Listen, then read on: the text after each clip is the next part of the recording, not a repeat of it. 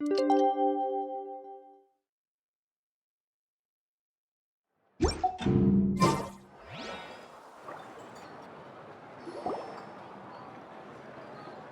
see. Thank you so much.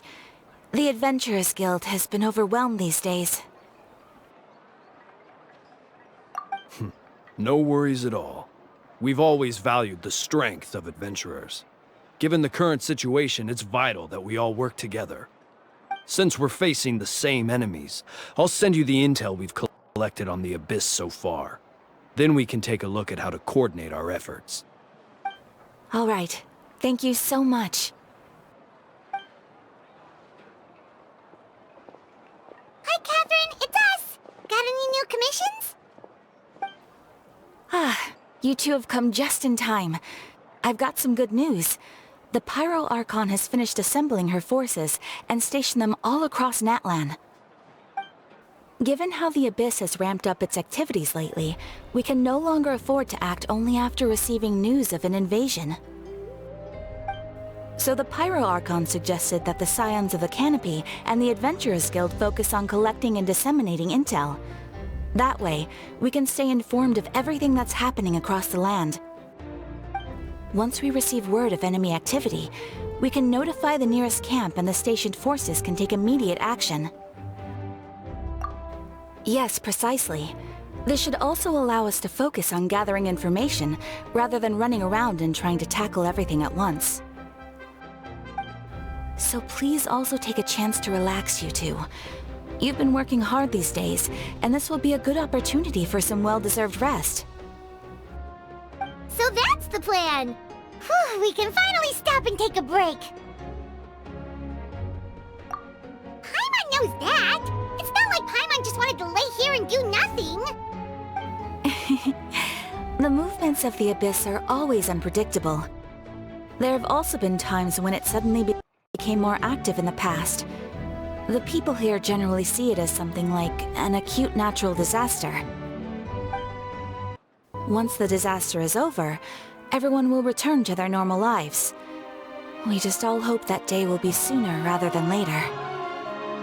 Oh, right. Most people have no idea just how bad the situation has gotten in the Night Kingdom. Oh,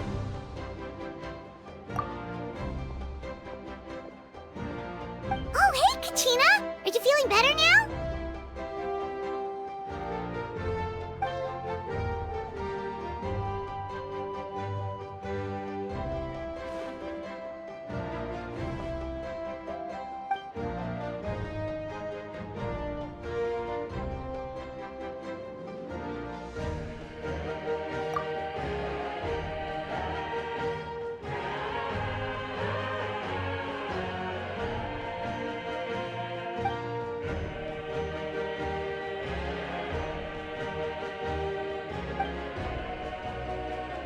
Wow! So we'll finally get to meet Shilonen, the legendary forger of ancient names! Paimon still can't believe anyone could forge those things.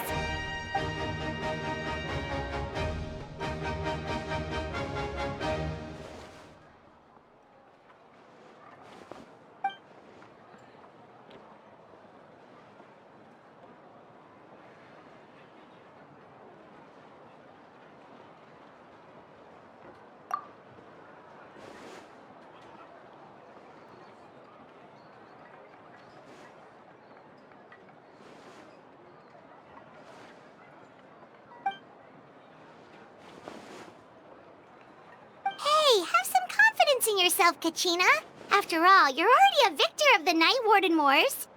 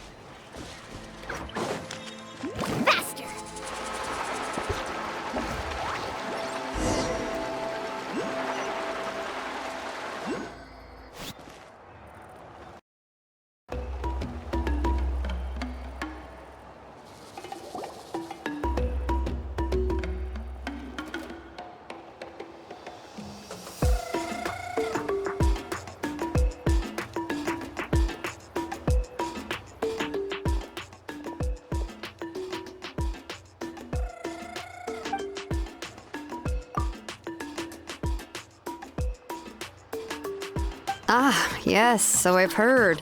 So young, and yet you've already got quite the reputation. Wait, are you Outlanders? Yep, we're travelers who just arrived in Natlan not too long ago. No, I mean, I was aware that you're travelers. It's just no one told me that you're Outlanders. No, the only thing she said is that a new hero had pledged himself to the plan.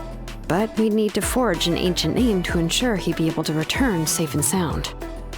And she did mention that it would be quite difficult to forge an ancient name for them, but at the time, I thought she was just commenting on my skills. But I seem to understand where the true difficulty lies now.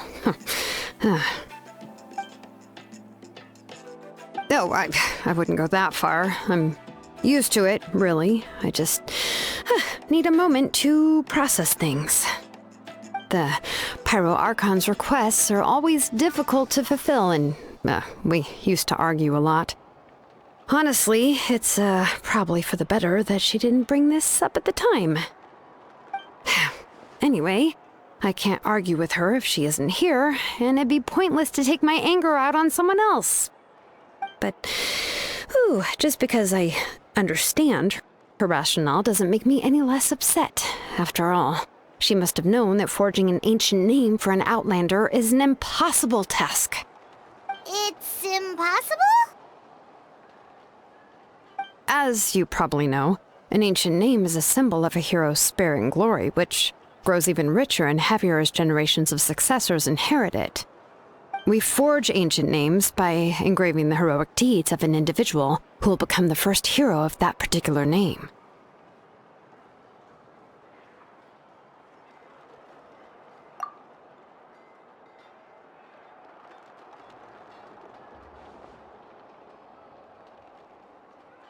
But they were all performed outside of Natlan, correct?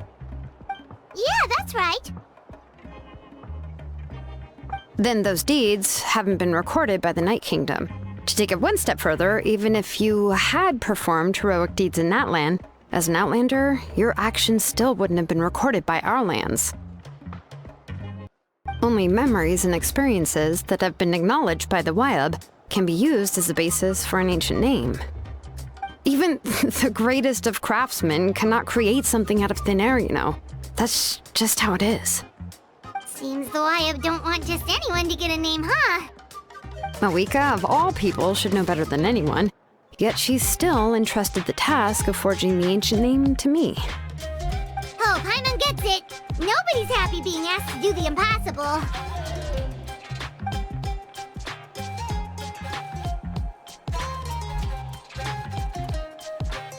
Ugh, don't remind me. Let's just focus on how we can pull this off. How to achieve the impossible. You mean you're already willing to accept the task? Well, what else can I do? What's happened is already done, and it's not like I can outright defy the order of my Archon. If she gave me this order, then she believes the ancient name is an indispensable part of her plan, and that I'll be able to find a way to make it happen. In other words, the order is an affirmation of my abilities. Whoa, not only has she accepted the task, but now she's looking for silver linings?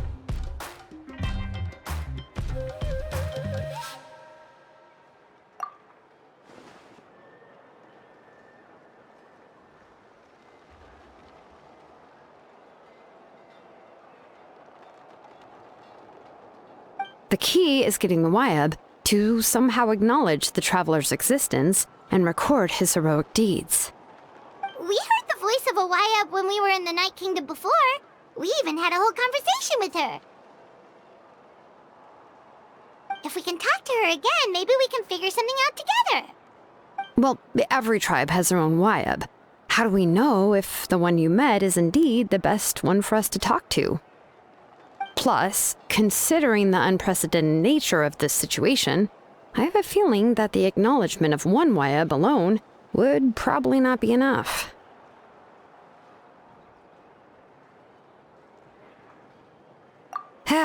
I don't know. That requires a level of knowledge that I do not possess. We need to find a consultant who's an expert on all things Night Kingdom and Wyab. The first person who comes to mind is Lali at the Masters of the Nightwind, the one we call Granny Eats Tali. Oh, we've heard that name before. We used her spirit speaker stone to find Kuchina's ancient name. A person who can make something like that must be pretty impressive. I'm unsure she'd be able to help. Still, she's older now and quite eccentric. It's hard to even book a meeting with her, given that she's constantly holed up in her room and doesn't like to be disturbed. I've heard that to get her help, you have to be extremely patient with her and know how to keep her spirit up. I hate to break it to you, but...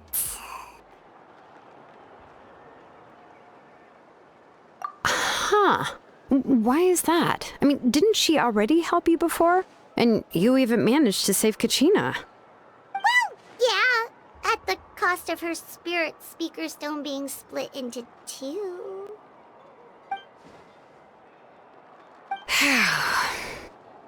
Great going, Moeka. We're already off to a rocky start here. In that case, I guess your only option is to try to emphasize that this is an important order from the Pyro Archon. Hopefully, Lali would still want to show respect to the Archon. I'll also write you a letter on your behalf. If you can find someone to deliver it and mention some good things about you, then that should help too.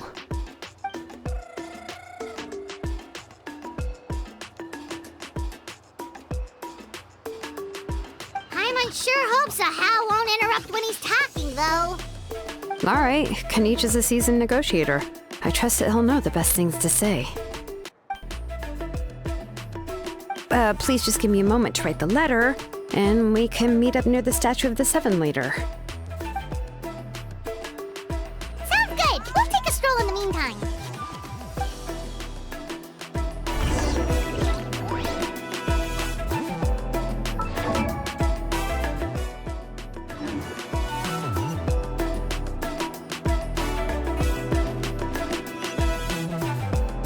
Let's ride!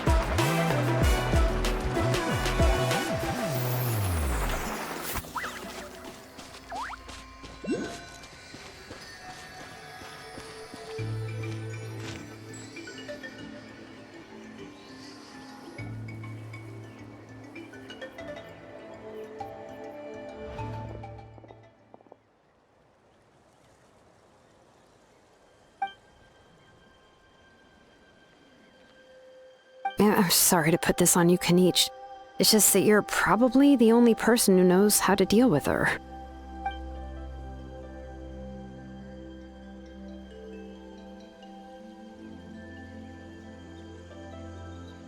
Oh, wait, so Kuchina and the Traveler also know about the plan?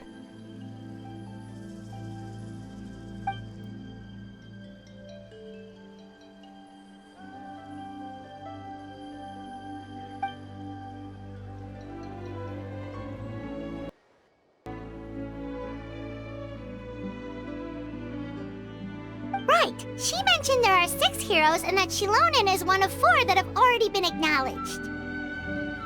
Oh, well, then I suppose there's no need to keep any secrets between us.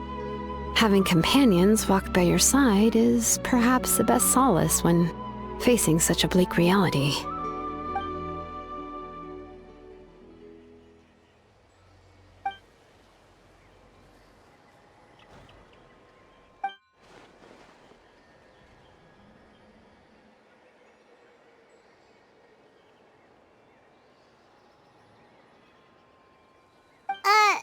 Lali knows him too?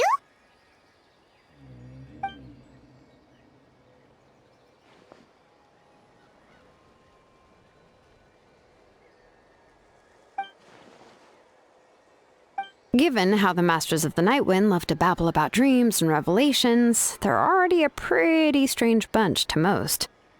I've never met Auroran, but if they consider him the odd one, he's got to be pretty far out there.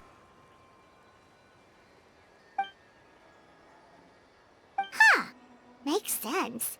But Paimon wonders how Lali could be the first one to notice Auroran's disappearance if she spends the whole day in her room.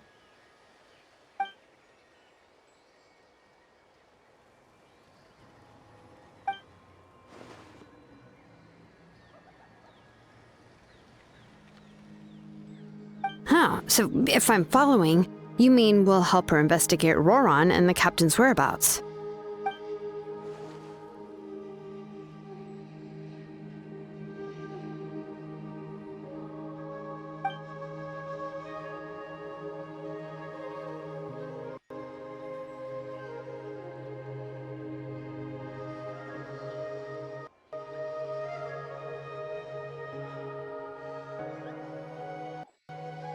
Yeah! Plus, we kinda owe her one anyway to make up for breaking the spirit speakers down. Ah, this is a pretty well thought out plan, as expected of Molly Poke Kinich. Then, yeah, I'll leave my letter to you. Let's hope Seat Lolly can meet at the stadium in 2 days.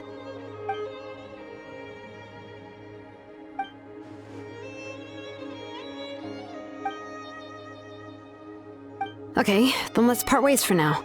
I'll see you in a couple of days.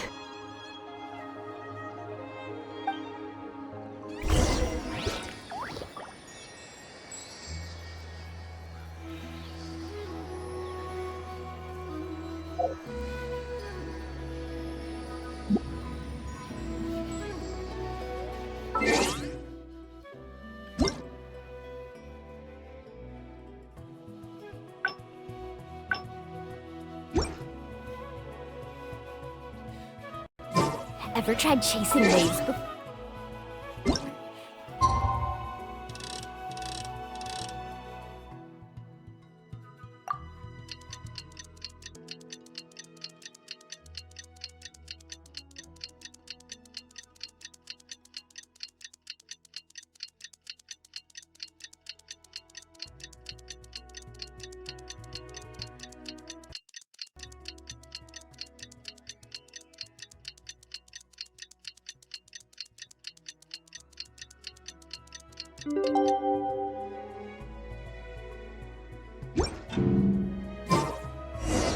Oh, it's time to meet up with Shilonen. Let's ask her how things have been going.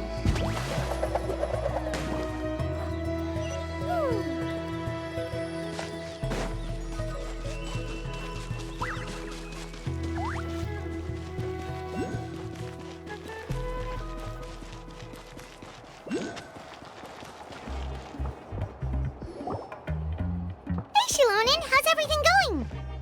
Oh, hi, Traveler and Paimon.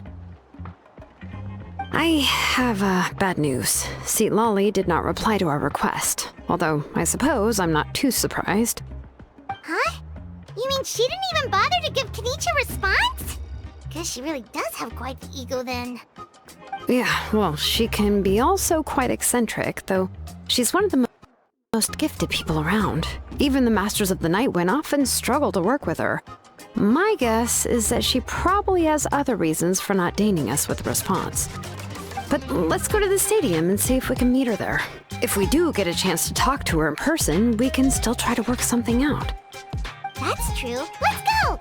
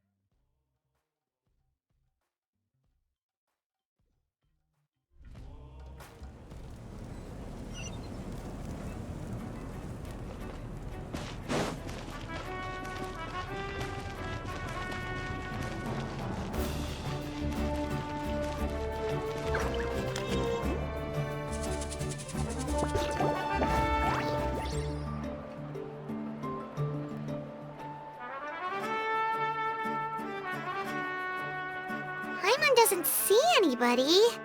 Seems she's just not gonna show up, huh?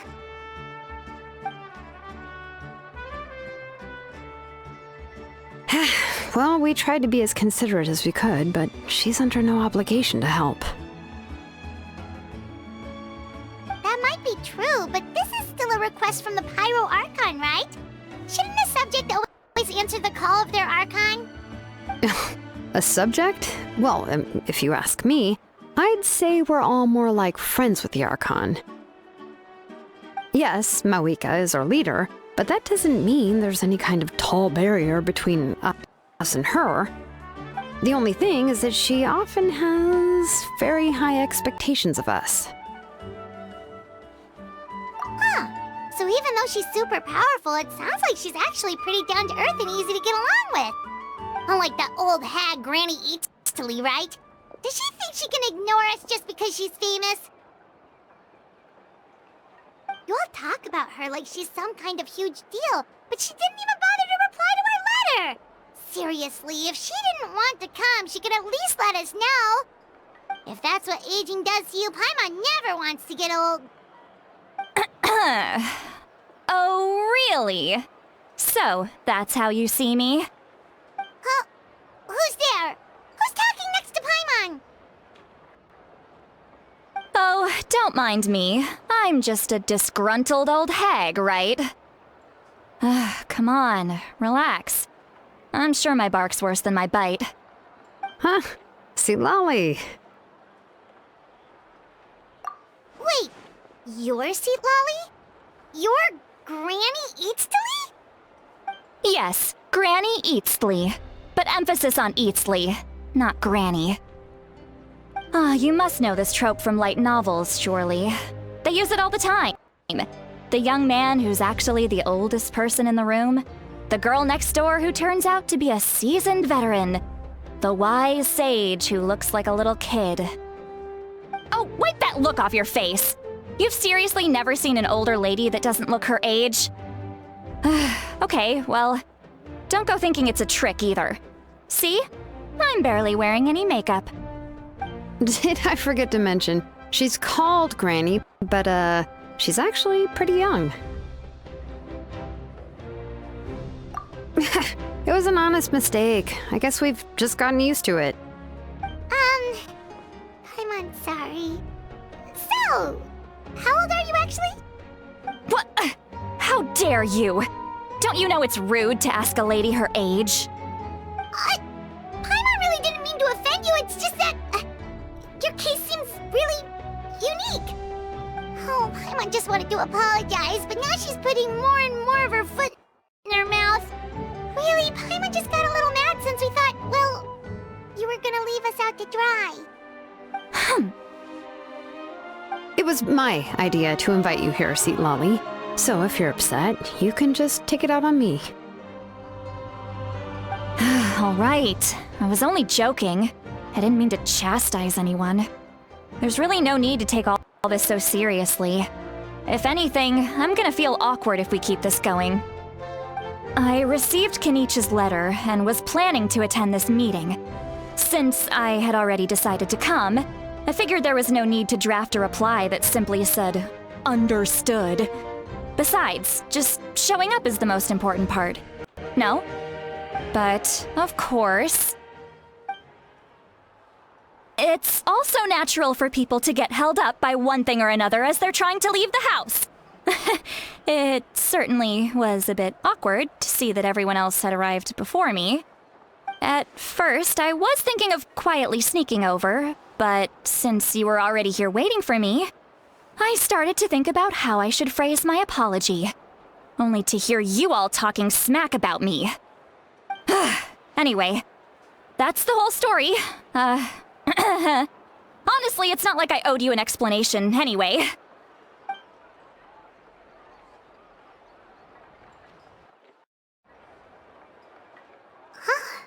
What's with that expression?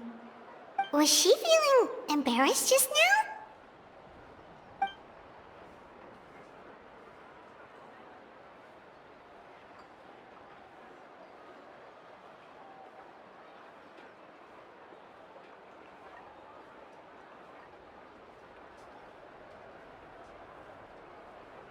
When the Masters of the Night Wind say they struggle dealing with her, I wonder if the feeling is mutual. She seems to be pretty awkward herself. Everything she does and says seems a little forced. Anyway, Shilonen, I heard that you require my help in crafting an ancient name. Correct. The situation isn't like anything we've handled before. Let me explain.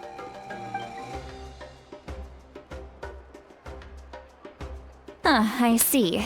So Mawika has asked you to forge an ancient name for an outlander. Well, that would be a first. And you've also heard all about Auroron. I must say, he's always been a good kid. I can't see him joining the Fatui of his own volition. He must have been coerced somehow. Yeah, that's what we came here to ask you. We'll help bring Auroron back if you help us solve the problems of forging the ancient name. What do you think? I suppose I'll just call you Traveler for now. Traveler, come here. Let me take a good look at you.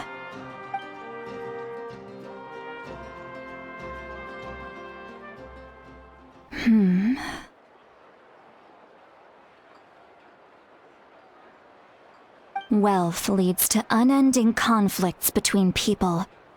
Yet you alone transcend the value of gold. Baleful thunder and wrathful waves bring terror to mortal hearts. Yet, again and again, you've braved them to find new worlds. O weary yet free soul, even the most verdant leaf in the forest will pray for your happiness and safe passage. Those are all the things that I could see in you. You've experienced far more than even most mortals could dream of. You possess the heart of a sincere hero, along with the conviction to lift a torch above your head and walk headlong into the night. Huh? Don't move. There's something here. Huh? What thing? Don't scare Paimon. Is the Traveler gonna be okay? Shoo! That should do it. You've just returned from the Night Kingdom, so some fragments of souls were still stuck to your body. No need to worry. I've just cleared out the last of them. Isn't that kinda like having part of a ghost come back with you? It's nothing as serious as that. If left unattended, the most it could do is stir up some chaos in your mind, and generally worsen your mood. Well, in that case, better to get rid of them. It was nothing. Shilonen, let's follow your proposal. Once you've brought Auroron back, I'll take you to see the Lord of the Night. The Lord of the Night? But don't we need to talk to the Wyab of the tribes? Something this important is beyond their jurisdiction. Only the Lord of the Night can decide whether we can grant an ancient name to one who does not hail from our lands. The Lord of the Night is an ancient entity that rules over the entire Night Kingdom, constantly borrowing the power of the sacred flame to combat corrosion from the abyss. Oh, so you're basically saying it's even more powerful than the Wyab of the tribes. Well, that sort of makes sense, being the Lord of the entire Night Kingdom and all. Not exactly. It's not so much that one's more powerful than the other. But never mind. That's not important. It would take too much time to explain. Just listen carefully to what I'm about to tell you. The Lord of the Night is currently in a deep slumber, and we can only communicate with its consciousness while in a trance. In other words, in a dream. But I will need to prepare a few more things if we are to hold a ceremony to achieve the state of the trance. I'll make a list. Can any of you get everything for me? I can go. It'll probably be a long list, so better leave it to someone who knows all the local vendors. Sounds good. Then we'll go with St. Lolly to track down Auroron. Phew, the Fatui are nothing to scoff at, so please, be careful during your investigation. If you need any help, just come find me. Yep, we'll be sure to play it safe.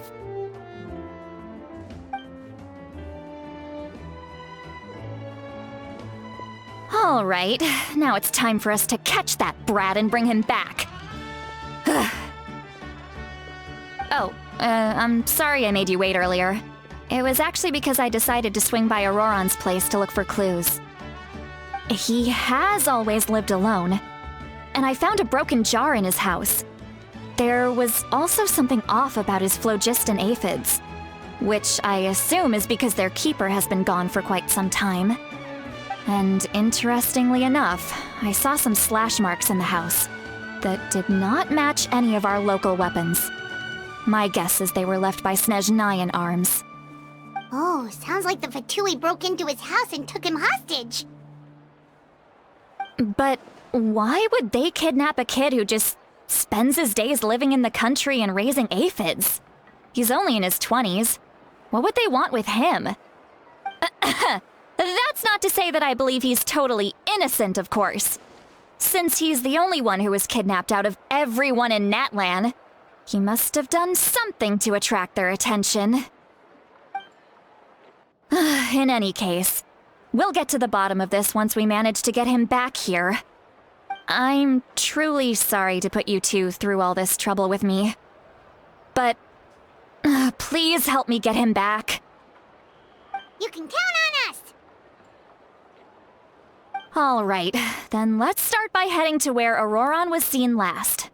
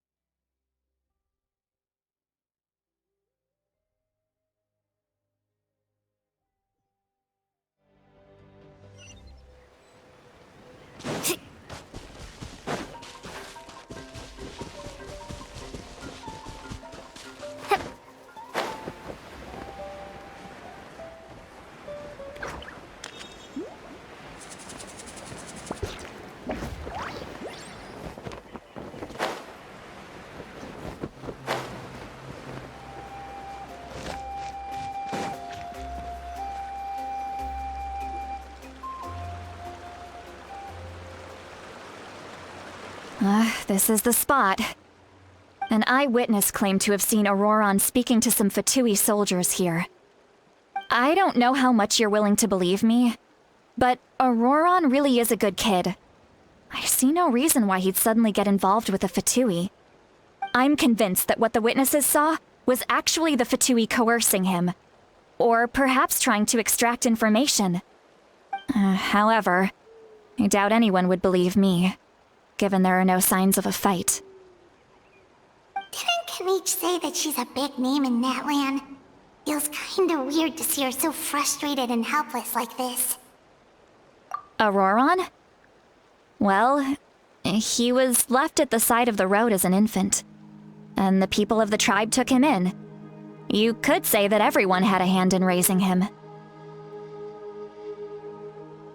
He learned a lot from us, and once he reached adulthood, he built himself a house out in the countryside. He spends most of his days growing vegetables and raising aphids, living off of what he harvests from the garden. He's always been such a good kid.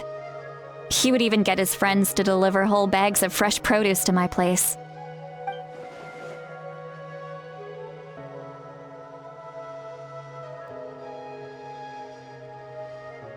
Oh well, let's keep looking.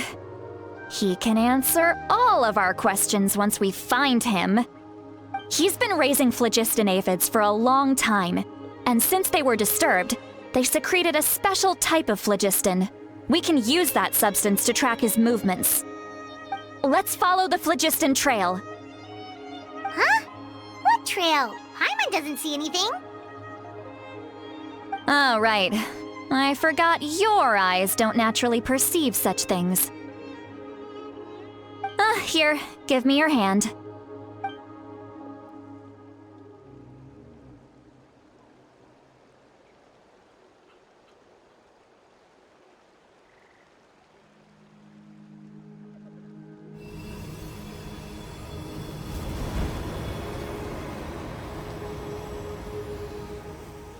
Huh?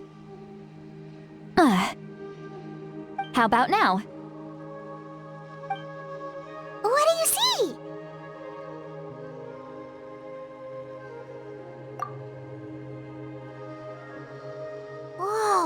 Paimon can see it now too! That's right. I used a spell to temporarily transfer a portion of my senses to you. For a short while, you'll be able to see the phlogiston too. Wow, you can even share your senses with us? First time Paimon's heard anything like that. It requires a very rare spell that most people aren't adept at. But don't worry, it's a cinch for me. Between the two of you, it seems the Traveler's senses are a bit stronger than Paimon's. When I held your hand just now, I could sense that you've got a great affinity for phlogiston. You're extraordinarily gifted. Anyway, we'll need to use our vision now to track down Auroron. Good luck, you two. Over here, this way! See, Lolly might say a lot of deep and confusing stuff, but this spell of hers is really something. What was that? What does she mean by deep and confusing? As far as elderly shamans go, I'd say that I'm already pretty easy to talk to. Is there any other old hag who's as fluent in the language of the youth as me? But is my way of speaking still not trendy enough? I've already tried my best to match their speech patterns. But given the looks on their faces just now... Or perhaps I'm still not fashionable enough? But that can't be, right? Don't tell me they're still getting the impression that I'm super old-fashioned. Huh?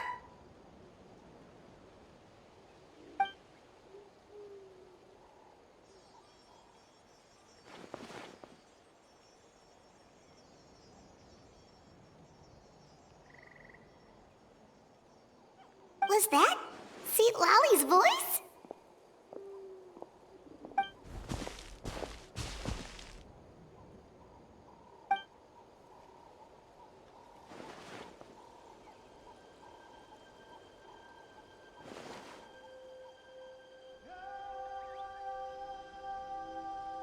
Now that I think about it, it's a good thing I found some helpers this time.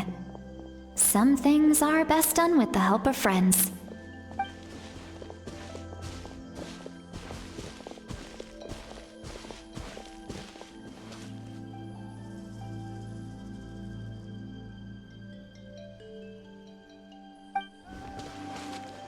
Oh? They appear to be feeling quite confident. Looks like our work will go smoothly.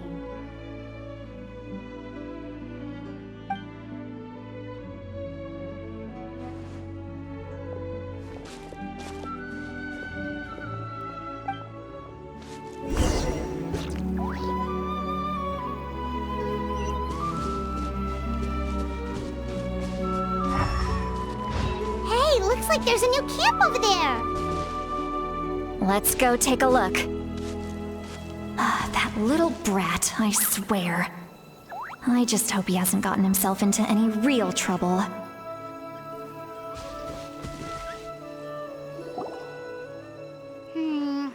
Yeah, judging by Paimon's experience as a guide, it definitely looks like people set up camp here. Wait. The phlogiston here is a bit odd. Let me see. Paimon sees a small shape here. Could it be some sort of symbol? This is a distress signal for the Masters of the Night Wind. Only someone from our tribe would recognize it. So Auroron was indeed being threatened. We've got to find him. Fast. Leaving such a subtle mark implies that he was trying to be discreet. In other words, he was probably under the Fatui's watch. If they notice us, we can just charge in and fight them to the death. But what if my darling grandson is also there? I can't have him caught in the crossfire. No, I've got to be careful. Otherwise he'd get hit as well. How annoying. No, I've got to stay calm and keep my composure.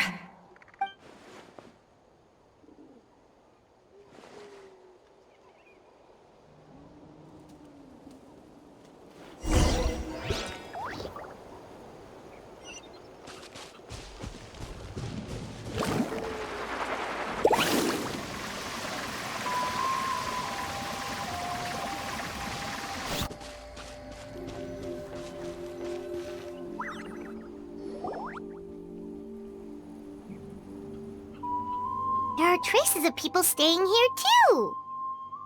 Wait a second. The phlogiston around here is jumbled up. I can also smell a mix of elements in the air. Pyro, electro, and some other elements as well. Kinich told us that you were super amazing. No wonder you can sense so many more things than us.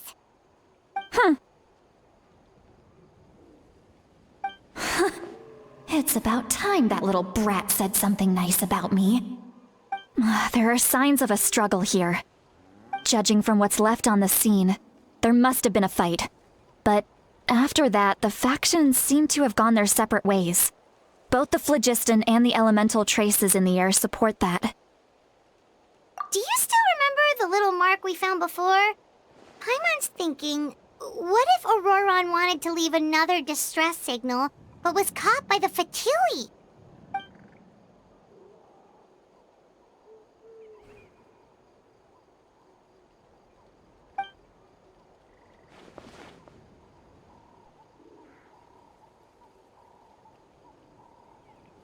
Given there are 2 signals leading from here, we should split up as well.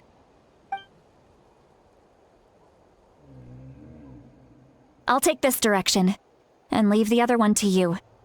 Let's meet up again later.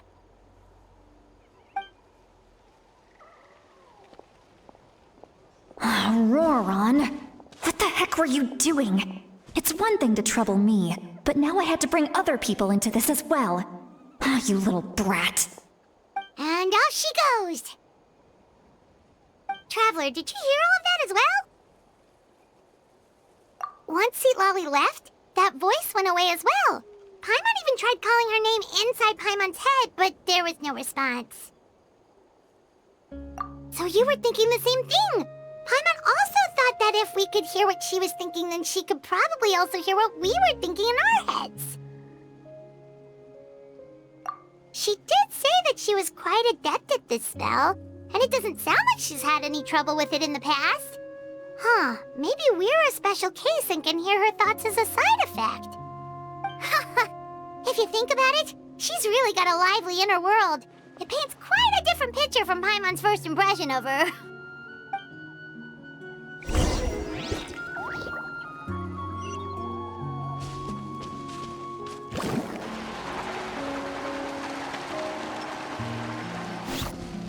Paimon sees some traces here. Let's follow them and see if we can find anything up ahead.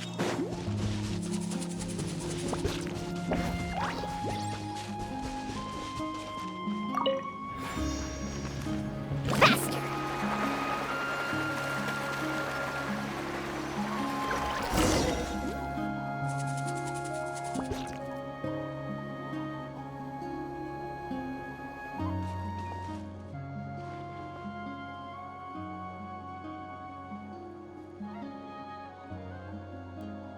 Did you find something?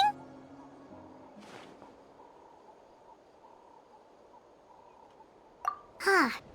So we can't tell where Auroron might have gone from here. That's weird. The phlogiston trail suddenly stops. We can't make anything of these footprints either. But he can't have just evaporated into thin air, right? We know he wasn't alone. He had all those Fatui with him.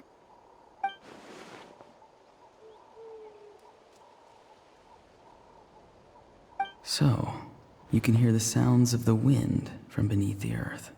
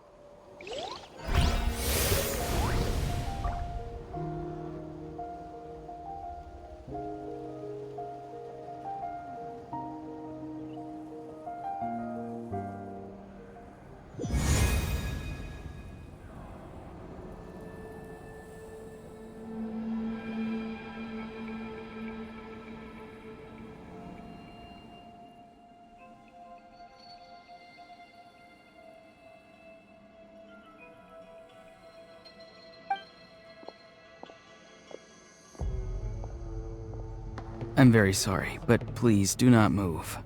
I have no desire to hurt you. I apologize that our first meeting has to take place like this. It's just that you're much like one of those animals with ears that perk up as soon as it senses danger in their environment. And given your combat proficiency, I would not have been able to gain an advantage over you if you were anywhere else in the world. However, you're now in the Night Kingdom, a familiar domain to the Masters of the Night Wind. Hello, traveler. I'm Auroron, the one you've been searching for. Ah, the Fatui's custody. I see. So even Granny has told you that I was coerced by the Fatui. I'm afraid you've been brought here by a lie, like a false omen in the lingering smoke. My friend and I only left those traces to lure you here. Deceiving you was never our true intent, however. It was simply the fastest and most feasible way for us to set up a meeting. Greetings, traveler from afar. Be careful with this traveler.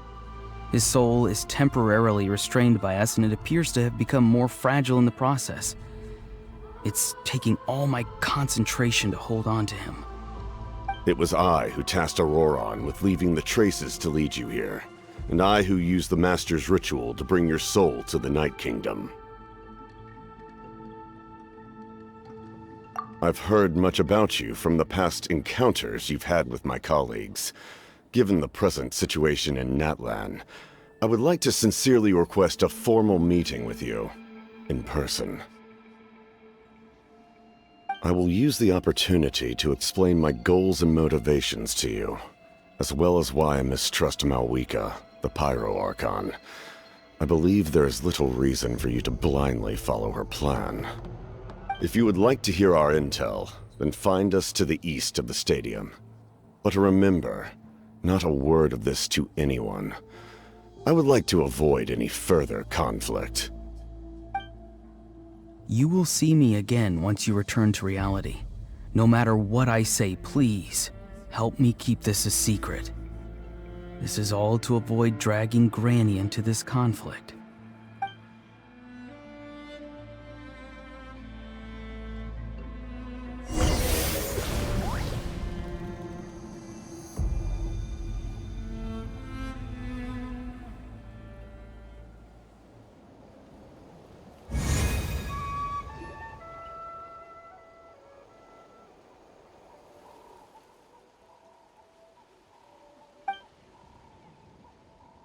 Hey, what happened just now?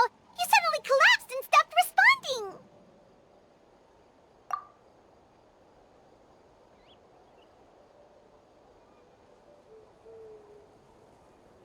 Hey, why are you sitting on the ground?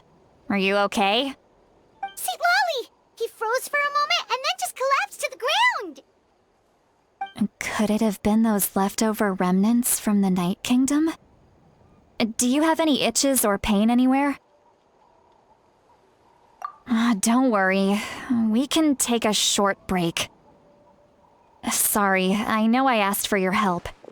But had I known you were feeling unwell, I wouldn't have taken you on this trip with me.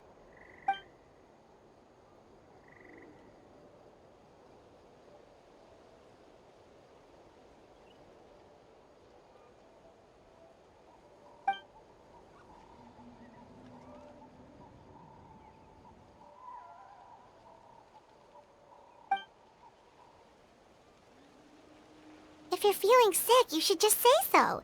See, Lolly should be able to, exorcise any ghosts or weird stuff that you picked up in the Night Kingdom. A seasoned traveler must know the importance of not pushing yourself beyond your limit. If you need anything from me, just say the word. In any case, let's take a bit more time to rest now.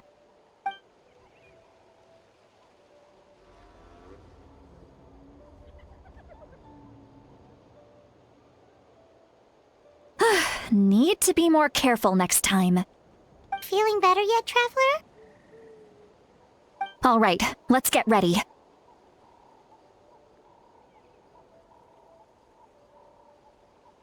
I followed my phlogiston trail earlier to a stronghold guarded by soldiers. I have a feeling that Auroron is probably being held inside. Oh, so it's close by. Then let's head over right away. Well, I recruited you to be my helper, which means we're in this together. Like the wind and the clouds. We either move as one or not at all. But if you want to make it up to me, then just be sure to fight extra hard when the time comes.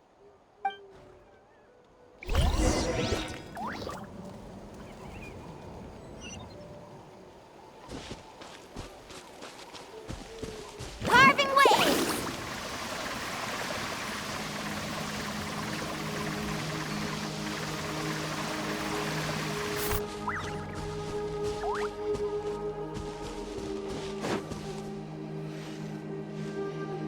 Look over there.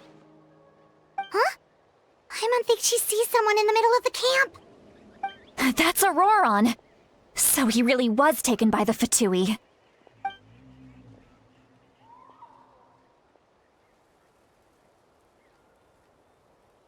All right, we'll take the lead.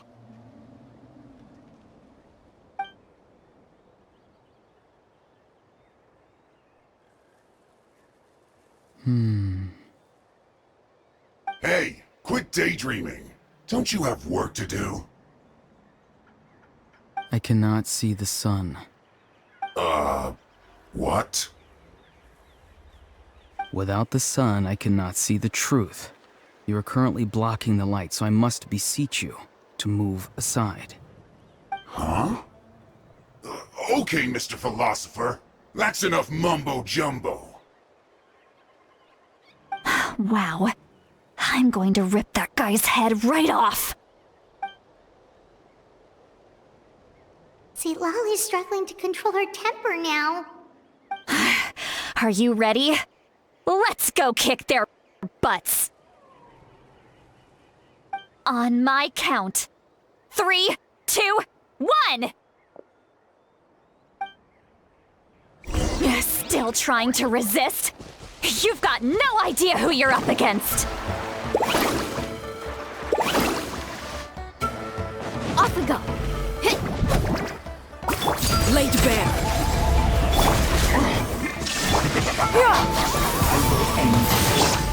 It's time for a break-in! Send this quickly!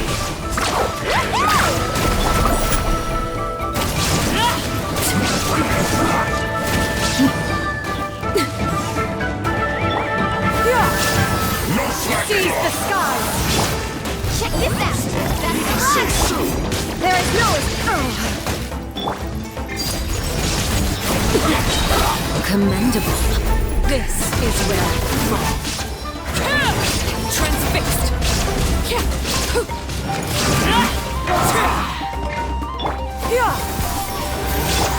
Shine down. carving waves! Surf's up!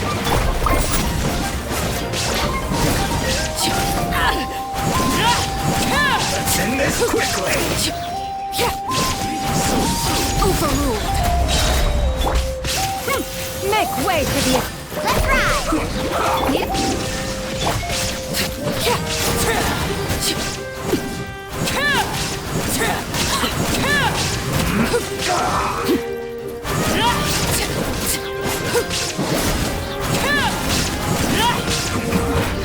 This isn't good. Epic wave! Don't be a killjoy! We've only just There is no escape.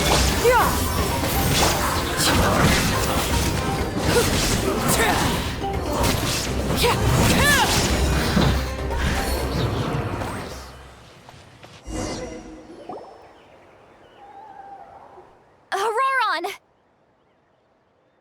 Granny!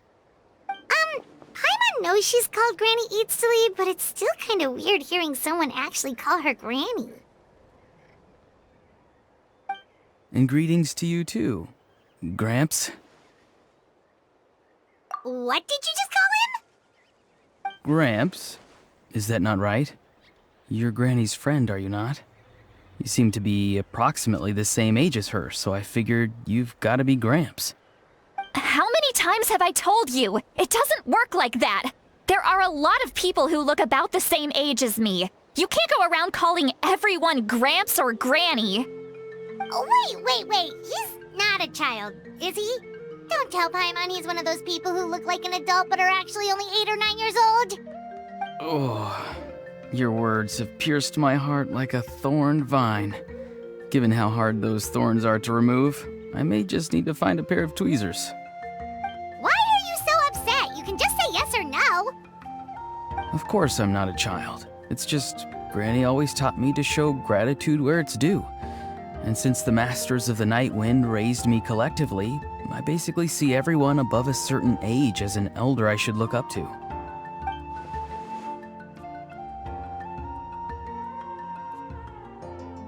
Exactly. But if you keep that up, then everyone's going to be your senior. And do you think saying all of this is gonna save you from a scolding, Auroron? Haven't I told you 100 times since you were a kid? Heed the 3 warnings. Be wary of beasts prowling around, scammers looking for their next victim, and strange people who appear out of nowhere. Oh, so you do remember, and you just chose to ignore them. I always knew that living on your own was going to get you into trouble sooner or later. But getting kidnapped? That really takes the cake. You won't always be able to rely on other people coming to your rescue, you know. You're just lucky we got here when we did. Or we might be launching another search and rescue operation to find out where they put your severed head. I'm sorry, Granny. I'll be more careful next time. Next time? Oh, good one. You think there'll be a next time after this? Not a chance.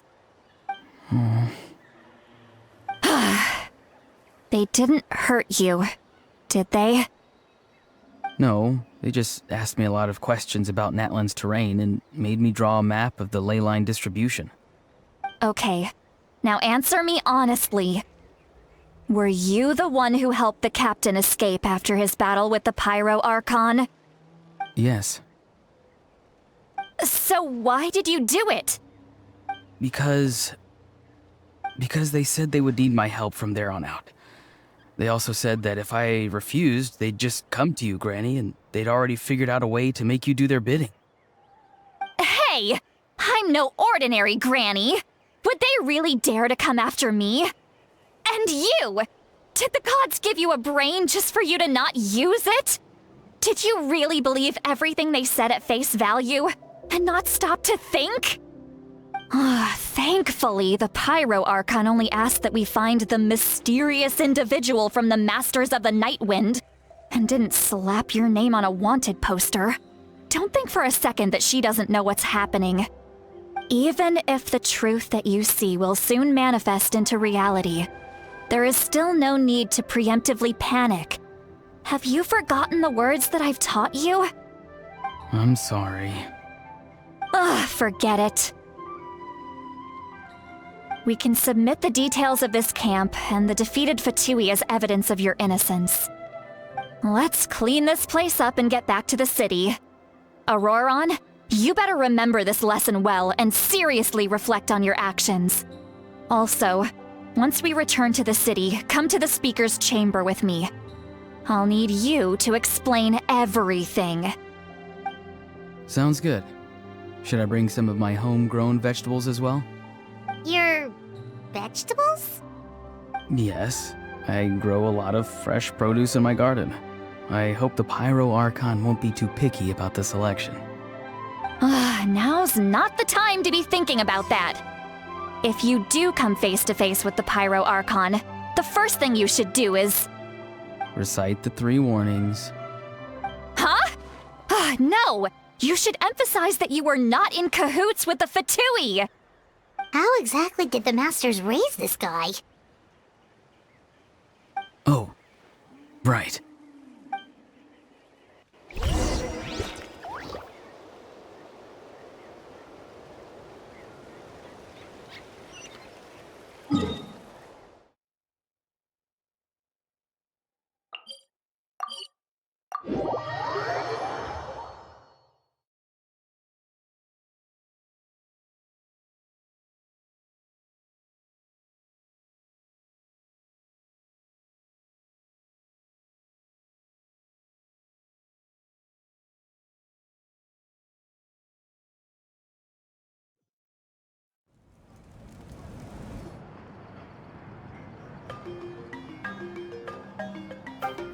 I see. So Auroron came to the captain's rescue because he promised to help him in exchange for Citlali's safety. That's right. I'm sorry. Now that you know Auroron was only trying to protect another member of his tribe, could I ask you to petition the Pyro Archon for her forgiveness? We'll give her a full report. We'll let you know once she's reached a decision. Will I need to stay here? Technically, yes. But if Miss Citlali is willing to serve as your guarantor, then we can release you from custody. Sure. I'd be happy to do that. I don't have any more time to waste here. I still have other things to do. Understood. Thank you very much. Mr. Auroron, please report back to the Speaker's chamber as soon as you've received notice of the Archon's decision. I understand. Thank you. And thank you too, Granny. Well, at least you won't need to hide your face anymore. Traveler, Paimon, thank you very much for your help. And don't worry, I haven't forgotten about my side of the deal. Once Auroron is settled, I'll go talk to Shilonen and get started on forging an ancient name for you. Oh, thank you. You scratch my back, I scratch yours. It's as good as done. You can just go twiddle your thumbs or something while you wait for the good news. Bye for now. Come with me, Auroron. We've got to find you a place to stay for the night. Goodbye, Gramps.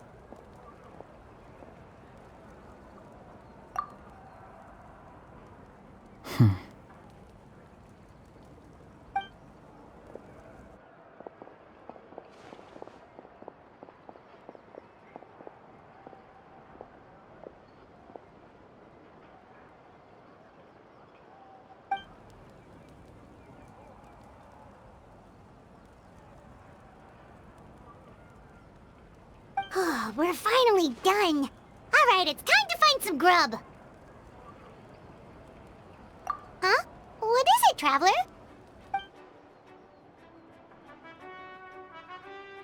What? The captain? Sorry. Paimon just didn't see that coming. So you really saw him in the Night Kingdom? And he didn't attack you? Oh, that Auroron, what is he up to? He sounded earnest enough just now. Paimon would have never guessed anything was happening. All that stuff about protecting Citlali and being forced to help the Fatui when he's actually been a willing accomplice all along. Yeah, you're right. Still, Paimon appreciates you telling her about this. Paimon will support your choice no matter what, so if you want to go, we can go together. We still have another whole day before the meeting, so we'll just meet with them when the time comes.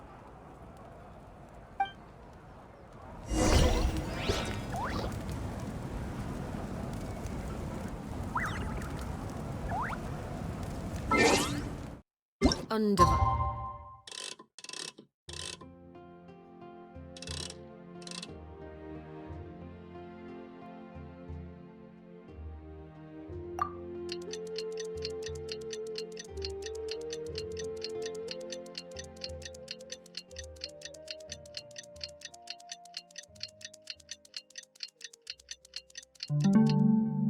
Attention.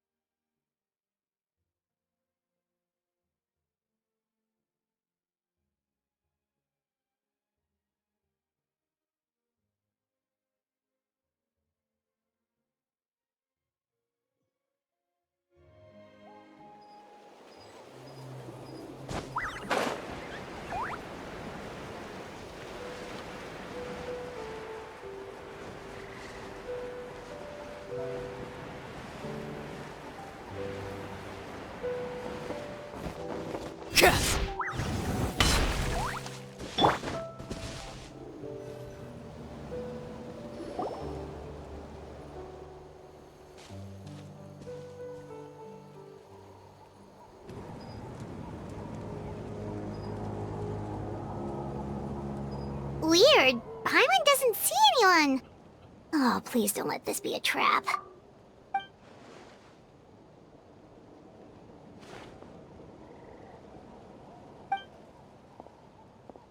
What was that? Good evening. Nice to see you again. It's you. You shouldn't pop up from behind people like that. What are you, a ghost? I'm terribly sorry. It's just a force of habit. And what's with you apologizing all the time? You sound so polite and honest, but you're actually doing shady stuff behind people's backs. You're right. Granny tells me that too. Huh. Come to think of it, you remind me of her. Sometimes you two sound really similar, you know. Oh, so you're gonna call Paimon Granny too now? Well, I could.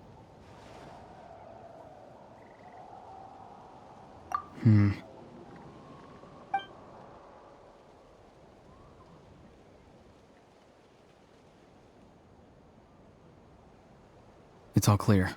Over to you. Excellent. The fact that you showed up proves that I was right about your character. Yet, there's been a lot of talk about you. Child told me that you're passionate about the unknown and willing to take risks. Rather than facing you as an enemy, I would much prefer to bring you to my side. If we allow the current state of things to continue, we will inevitably clash, and that's a scenario that I'd very much like to avoid.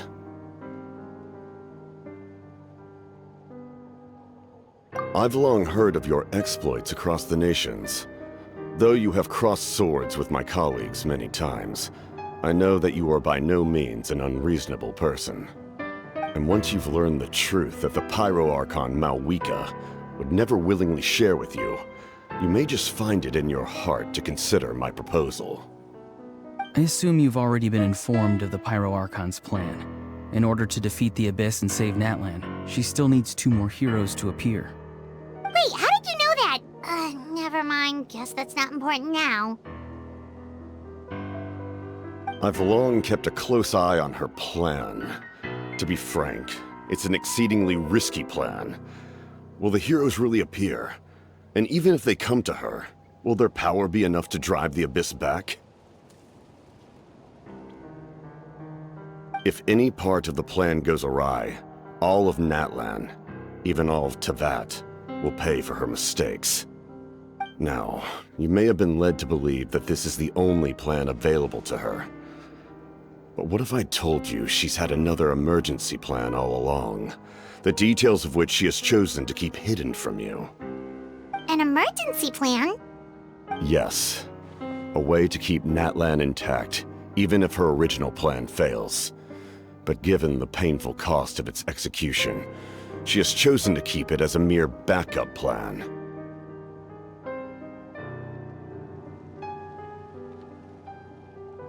Whether this stems from hesitation, fear, or even naivete, I cannot say. But Natlan cannot afford to wait until she comes to her senses.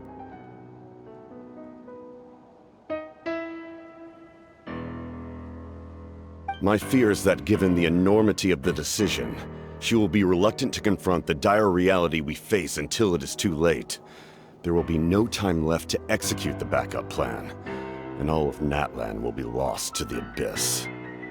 We have to make the decision for her, here and now. Yeah, do you have any evidence for all this? Just telling us a bunch of scary stuff isn't enough, you know. Besides, wasn't it you who tried to seize the Gnosis for the Tsaritsa plan?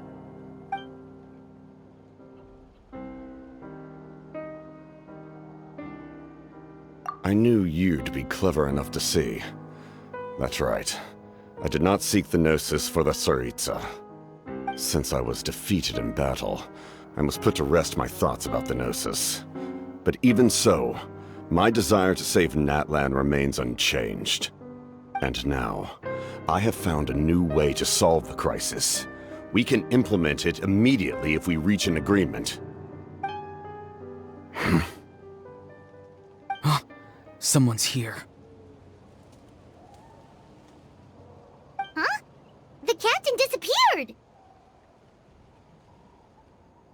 Something is rapidly approaching. Oh no. Something? Bad news, chump! It's your granny! See, Lolly? When did you get here? I knew something was amiss after we were separated. Hidden ceremonial tools, an unconscious traveler. I must say, I'm very curious about what you're up to. How dare you go behind our backs like this, Auroron? Colluding with the Fatui? Really? Oh, here we go again. Cat got your tongue, huh? You really think you can avoid a scolding just by staying quiet?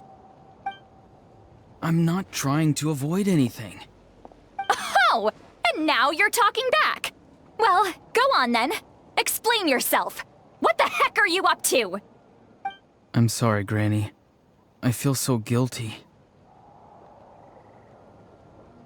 You!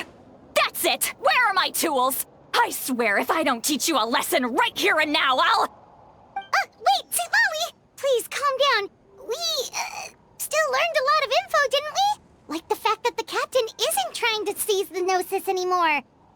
So, maybe just save the scolding for later, okay? Listen well, Auroron. You're only getting out of this now because of the Traveler's plea. This isn't over. You hear me? You're right, Traveler. Let's go. We can discuss this more back in the city. You two keep an eye on Auroron for me, okay?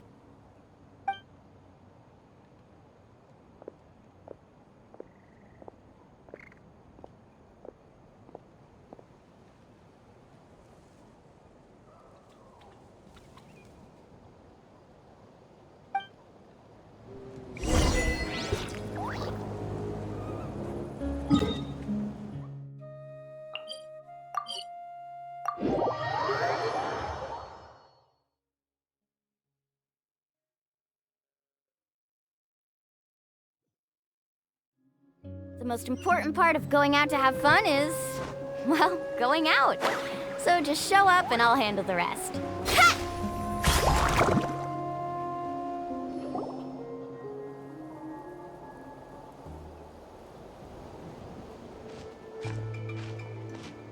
In all my years, I've never had a child cause me so much grief.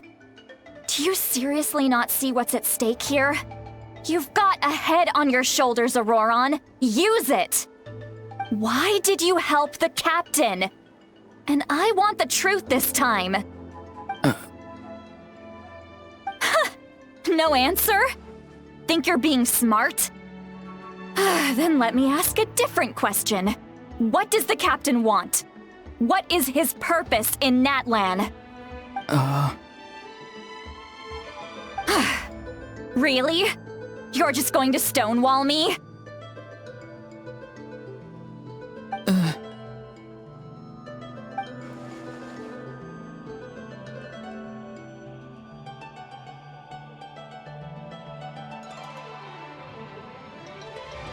Just use your brain for a second.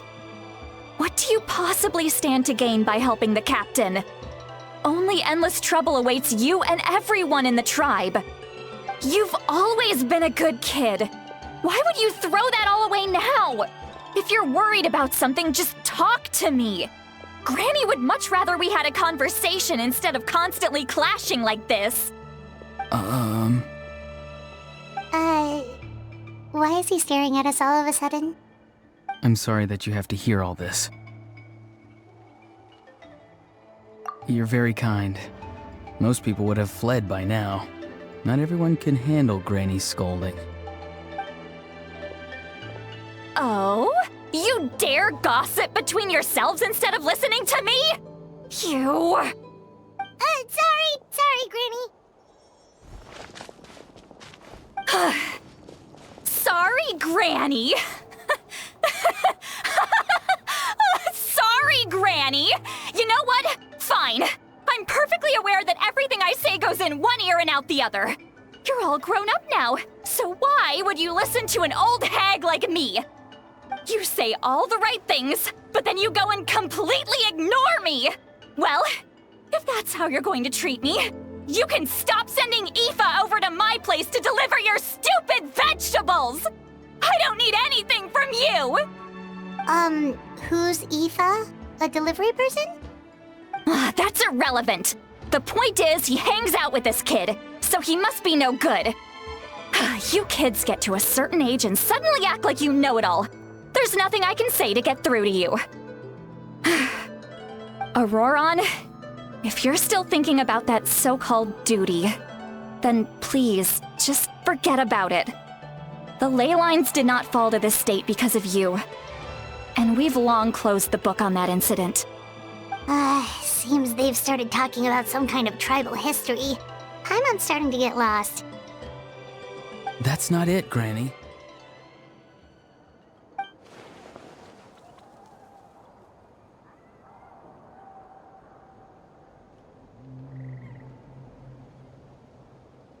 I know you tend to get down on yourself when you're upset, but I can tell I really hurt you this time. All I can say is I'm sorry. His voice. Auroron! Where have you gone? It sounds like he's somewhere super far away, but isn't he right here in front of us?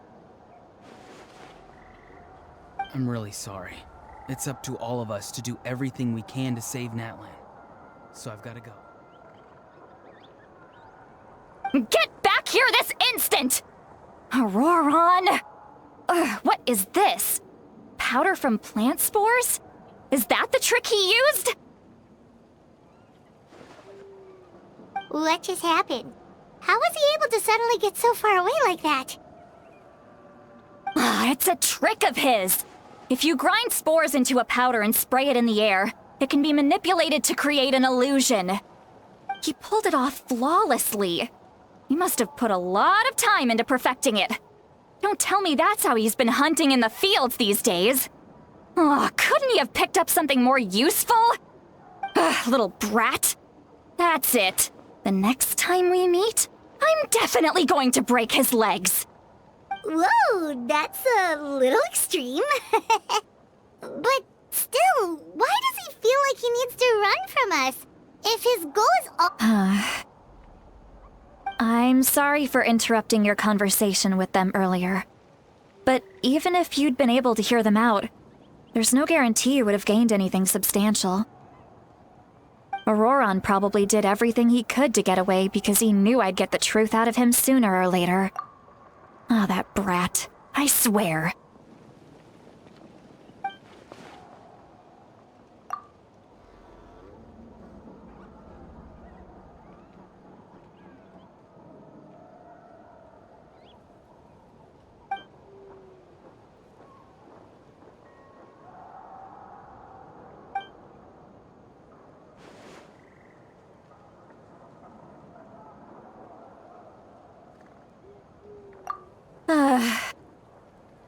We've got quite a long walk back to the city. Let's take our time. It'll give me a moment to figure out how to explain all this.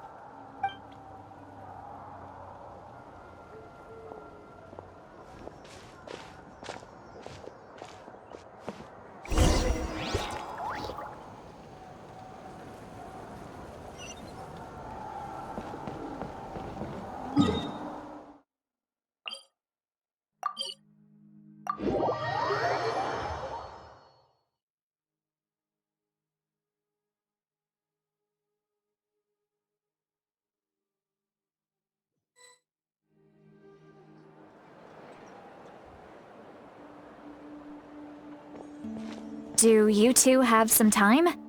Feeling hungry? How about we get something to eat? Oh, right. It's been a while since we last ate. Now that we can relax, Paimon just realized how hungry she is. Then let's go. We can find somewhere to sit down and talk. Food and drinks are on me.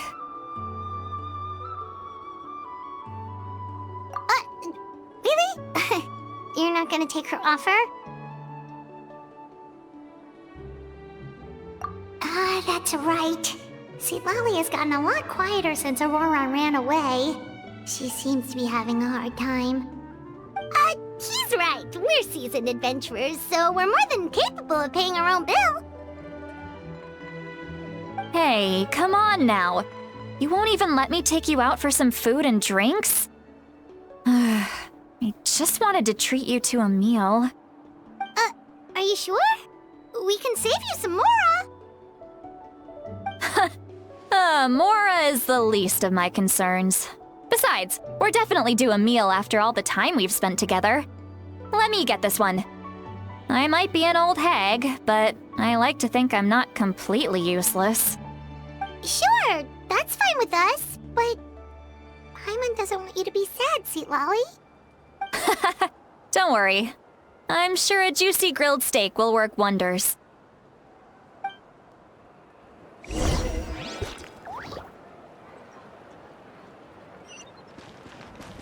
Need a surfboard? Faster!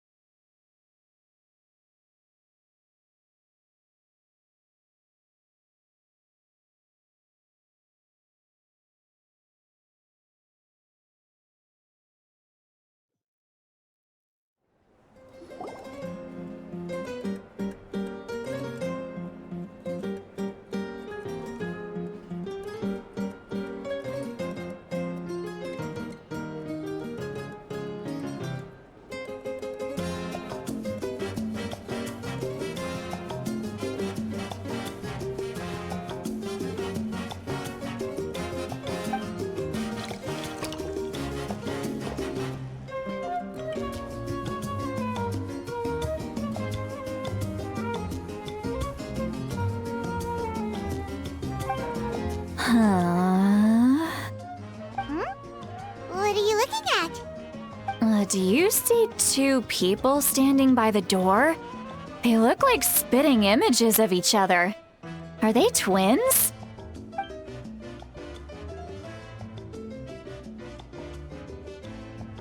But Paimon only sees one person there.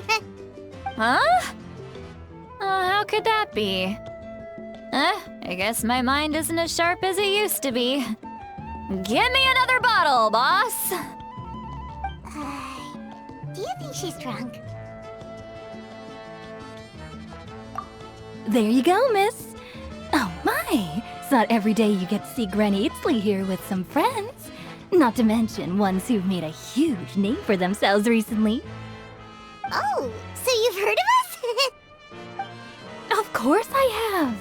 Aren't you the ones who saved Kuchina and brought her back? No wonder you hit it off with Granny Sitlali. She wouldn't spend time with just anybody, you know. I don't even remember the last time I saw her with a new friend. Wait, so you call her Granny too? Well, given our ages, it'd probably be more accurate for me to call her my great-great-granny. She's one of the most famous people at the Masters of the Nightwind. Most days, hardly anyone even dares talk to her. Huh? Gossiping about me right in front of my face now, are you, Chonka? Oh, please, Granny, I wouldn't dare. I'm just beyond happy to see you bring over some new friends. After all, any friends of our regulars are sure to be great customers too. All right, that's enough. Go on now. I'm sure the other customers would like to talk to you as well. There's no need to keep staring at me. I promise I'll keep my alcohol down until I leave. Well then, you have my thanks.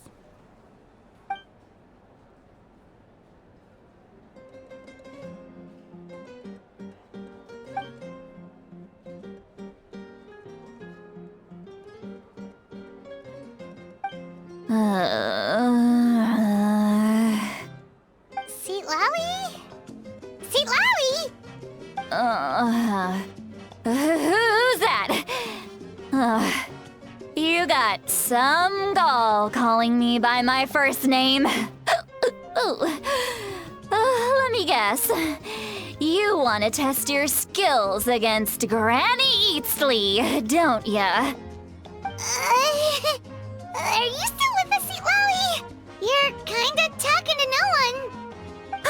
You chumps come around here, picking fights with me? Well, you know what happens next. You lose, and then run off home to tell everyone about how I'm this big scary bully. It's always the same story. You brats start it, I finish it, and then I end up with the reputation of being some kind of terrible monster among the shamans. I mean, come on. Monster? Me? Really? What did I do to deserve that? Granny Citlali, you're not a monster at all. Exactly! And while we're at it, I'm not some lazy slacker either. Between meditation, advising the chief, and speaking with the Wyab, I actually have a pretty packed schedule, you know. Oh yeah. And I have to mentor all the new kids! Hey, new kid! Yeah, you! Don't play dumb. Didn't I teach you how to find phlogiston? You see? I know my stuff. I'm a good teacher! You tell him!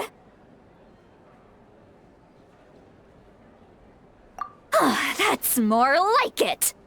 About dang time someone showed me a little respect. Yeah, Granny's a hard worker, all right. You can always rely on old Granny.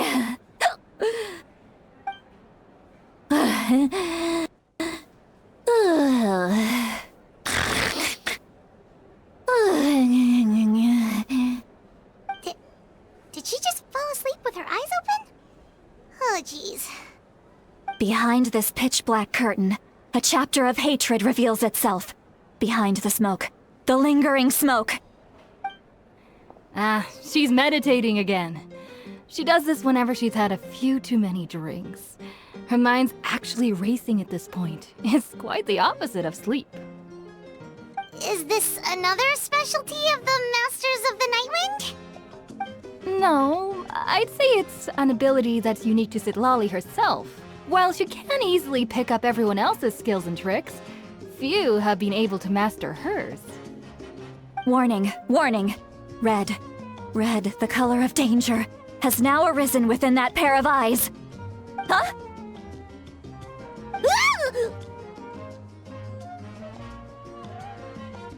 Traveler? Paimon? What's wrong? I'm gonna hurl. Hang on, just keep it in! Phew. Okay, it's passed. That was a close one. You had Paimon worried. Paimon really thought you were about to barf all over the table just now. How embarrassing. I'm sorry you had to see me like that. That's never happened before, I swear. I've never thrown up, not once.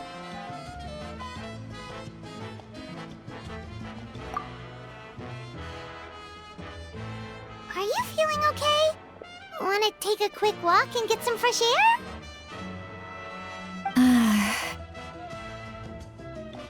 There's so much that I want to say, but I can't. Why not? Of course you can. Just say whatever's on your mind. Please, Paimon, it's not as simple as you think. We've only known each other for a few days, right? What would you think of me if I were to start dumping all of my complaints on you after we've only just met? Oh, Paimon gets it. You're hoping that we wouldn't think less of you no matter what you're about to say. No, that wasn't my point at all! Seriously, don't you youngsters know anything about shame? I'm talking about shame! I've lived all these years and still can't get rid of it! Surely, you know the feeling too? Actually, about that. Huh?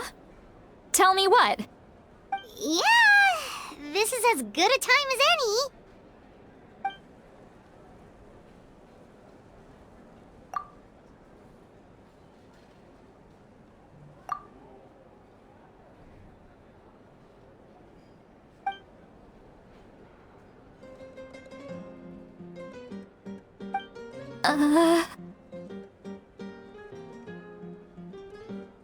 So, you heard... You heard my... It's okay, Sweet Lolly.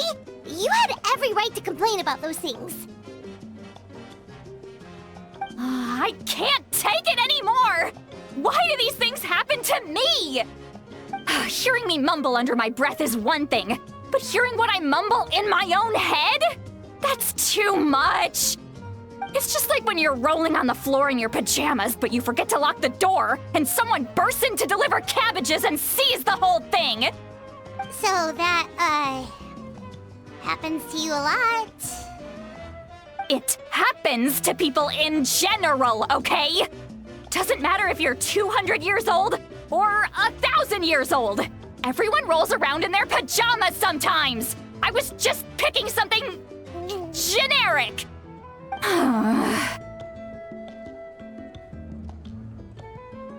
Take a walk with me. I have things to share with you. Looks like she's completely given up.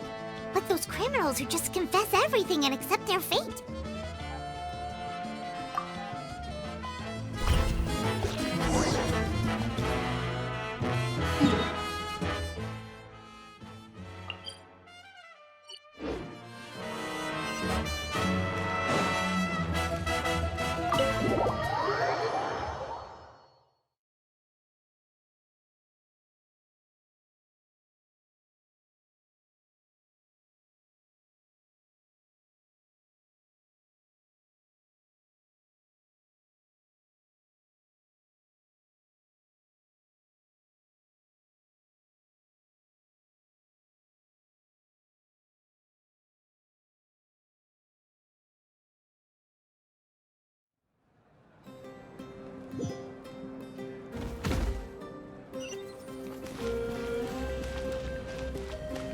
Off we go.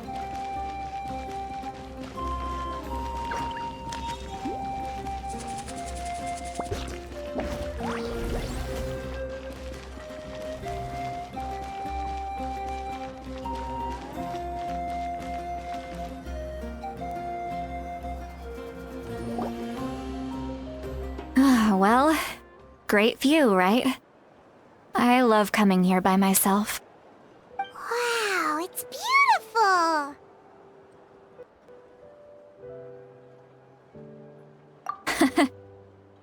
You're making me want to cry. Oh no, what do we do? Please don't cry. I was an expression, okay? A figure of speech. I'm just... embarrassed. Here you are thanking me. Even after you helped me all this time. Let's just have a casual conversation. It's easiest that way. Really? You don't seem like the kind of person who keeps things casual. Well, I guess I used to be more of a stickler for the rules. And you're right, I don't usually open up to the people of my tribe like this. I'm just an eccentric old hag to them. That story's been passed down so long, it might as well be true. But you're just a regular person. The kids of my tribe would have a heart attack if they heard you say that. Granny Eatsley is a powerful figure. Be careful around her. That's what they'd say. Well, you are powerful. Are they afraid of you? Some are. Others are mad I always come out on top. A few decades like that, and people stop knowing how to deal with you. What about you? Are you scared of me? We don't find you scary at all.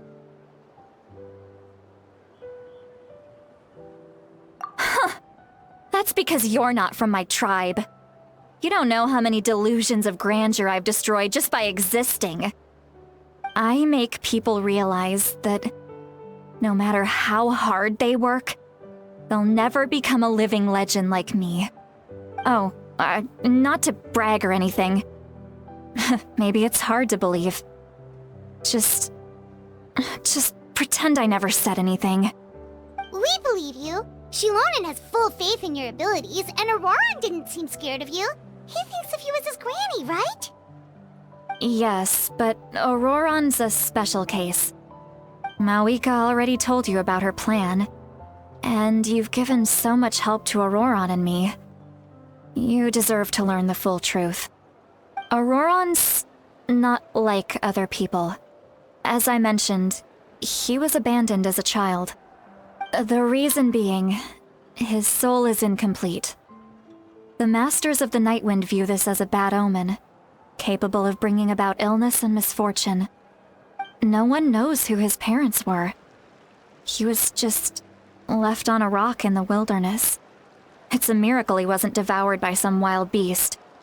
The Masters of the Nightwind believe they can see human souls, and in Auroran's incomplete soul, they saw a possibility for Natlan. A possibility to turn Auroran into a vessel for lost souls. The ceremony would allow lost souls to gather within him. Auroran would then be sent to the Night Kingdom to return the souls to their rightful place, strengthening the ley lines and completing the ceremony. Wait, that doesn't sound right. Now you see the problem. When damage occurs to the Night Kingdom, the souls held within disperse and remain adrift, unable to find a way back to the ley lines. This loss of souls damages the Night Kingdom even further. The ceremony can send back countless souls at once, which would benefit the Night Kingdom and the souls themselves. Of course, the vessel, Auroran, would be sacrificed in the process. I wasn't surprised the chief at the time came up with the plan. The ley lines were already in a terrible state. A suitable candidate for the ceremony appears, and now you have the chance to make things better. Of course you're going to take it. When the chief asked for my opinion, I didn't give my approval, but I didn't object either. So they went ahead with the ceremony. It failed, and Auroran escaped with his life. Pathetic, isn't it? By not objecting, I basically gave them the go-ahead. Maybe they didn't have my explicit approval, but it's not like I did the right thing. If the ceremony was successful, Auroran would probably be dead. Of course, in my tribe, death is rarely something to fear. But what kind of message would we be sending by sentencing a newborn to death? By using a human life as a tool? It's not right. So, when I learned the ceremony had failed, I was ashamed by my inaction, and absolutely relieved by the result. The plan was never a secret. Or, I guess I should say, there was no point to keeping it a secret. A simple investigation from Auroran would reveal everything. Everyone thought he would be happy he survived, and he never really said anything to the contrary.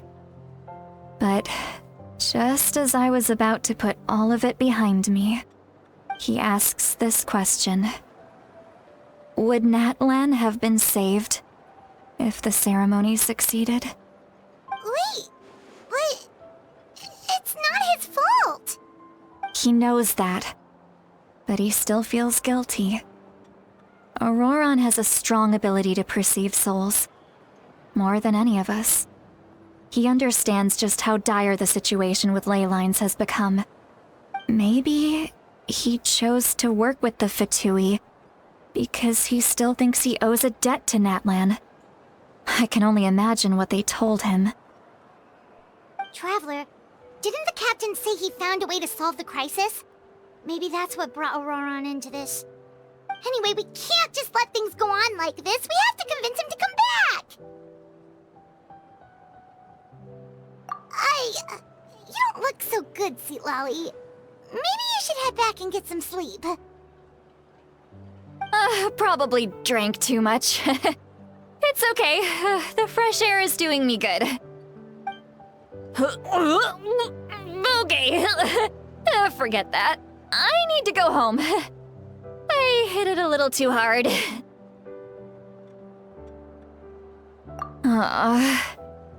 You've helped me so much already. How do I even begin to thank you? Hey, we're friends, aren't we? Besides, you already said you owe us a favor, so you don't need to worry about us. Good point.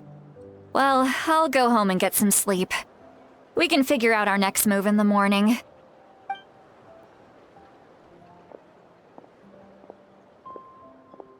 Friends. I like the sound of that. Auroran's probably back with the captain, don't you think? You mean about the backup plan? Do you really believe what the captain told us? Yeah, you're right. We should just go to her directly. But she's probably asleep. We can find her first thing in the morning. For now, let's... go to bed.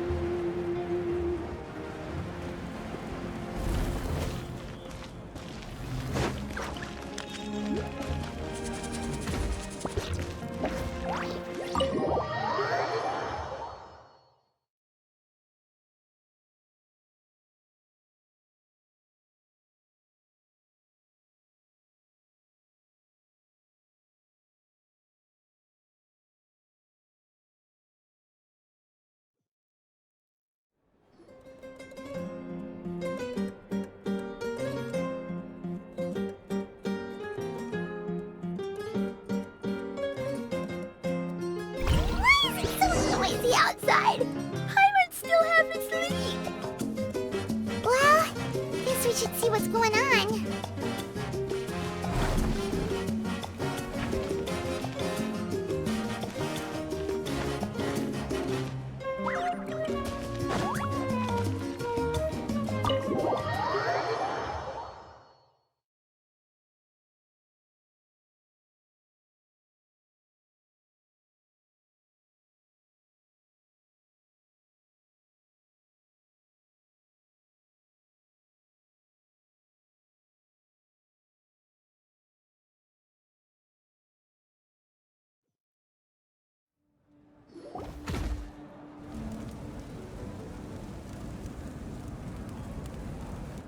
You're already here.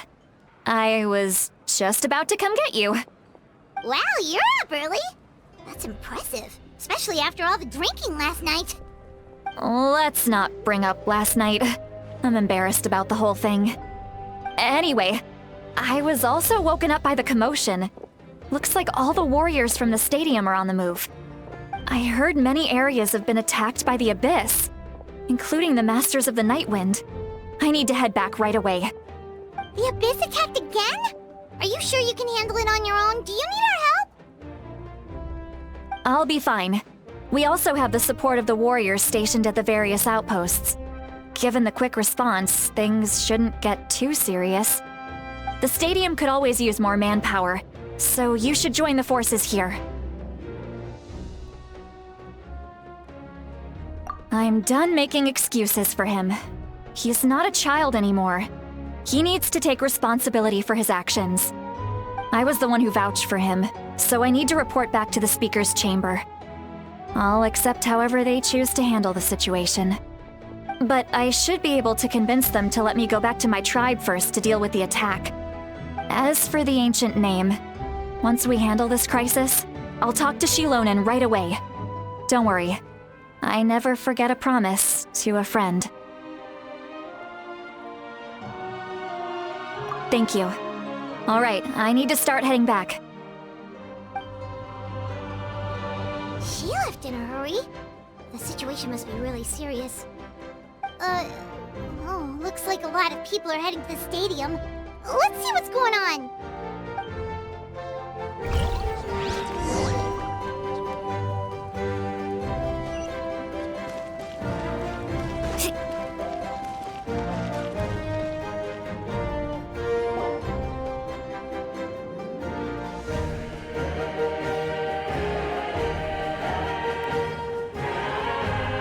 Traveler, over here! Perfect. Our star Outlander has appeared. Oh, you're all here! But, what's with the whole Star Outlander thing? Just my way of saying how awesome you are.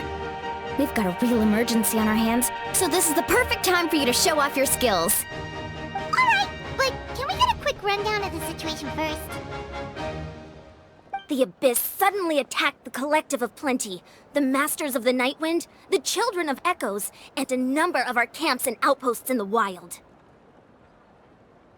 Yes, and the attacks are increasing in frequency.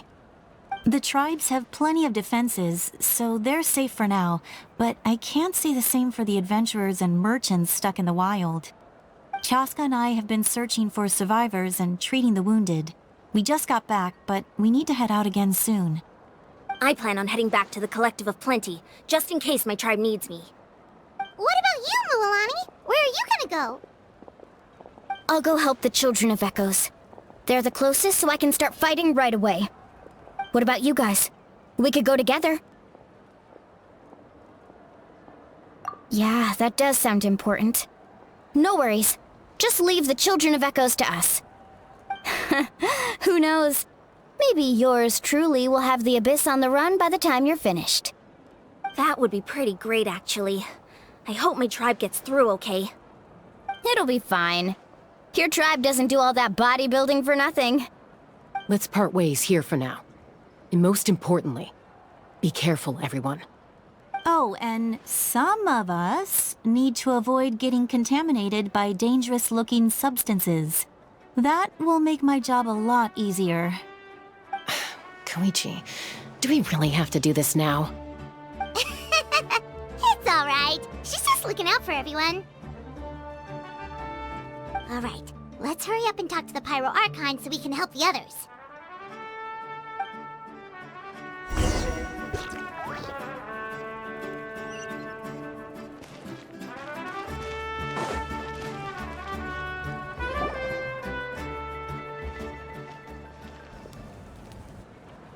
Oh, it's you two. As you can see, things are not looking good right now. People across Natlan are in danger. Look, I'm very interested in your recent adventures, but this is not a good time, so we'll have to keep our conversation short.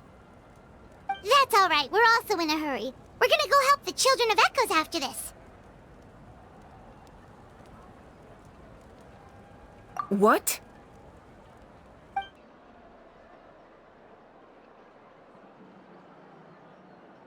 So he thinks my plan is too risky. He thinks I'm being stubborn.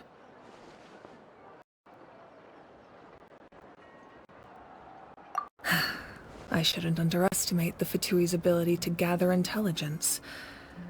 The Gnosis does have that function, but there's more to the story. I will answer you honestly, but you must help me keep this a secret. I can use the power of the Gnosis to save Natlan, but it comes at a heavy price. The Gnosis would drain all the souls and memories from the Night Kingdom and weave them into a giant net, which would surround the ley lines and protect them against abyssal corrosion. Wait, you can use souls to weave a net? But does that mean... Yes.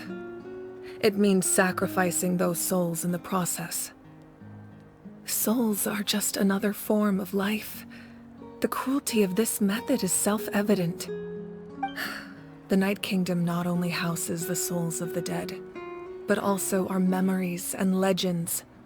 Using the Gnosis means converting all three into material for the net, erasing our history and culture. Even then, the net can still become corroded. If we cannot find a way to repair the damaged ley lines before that happens, then all those sacrifices are for nothing. Given the enormity of the price, it's a solution I refuse to consider right now. I want us to win, but I also care about how we win, and what that means for us in the end. Now it's true, both plans come at a risk, but after weighing our options, this is our best bet. Natlan is unique among the nations of Teyvat. Given the ever-looming threat of the Abyss, the Pyro Archons had to account for the worst-case scenario. Having a contingency plan is our duty, not just to the people of Natlan, but to all who live on this continent. Still, this has always been a well-kept secret. I'm very curious how the captain learned this information.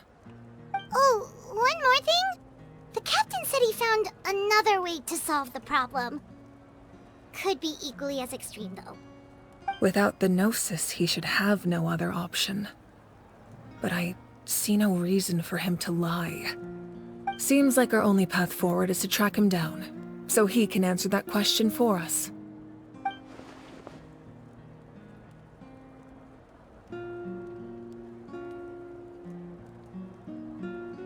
Judging by your expression, you must have doubted me, even if just for a second. Not even a little! We would never... Wait, what are you talking about, Traveler?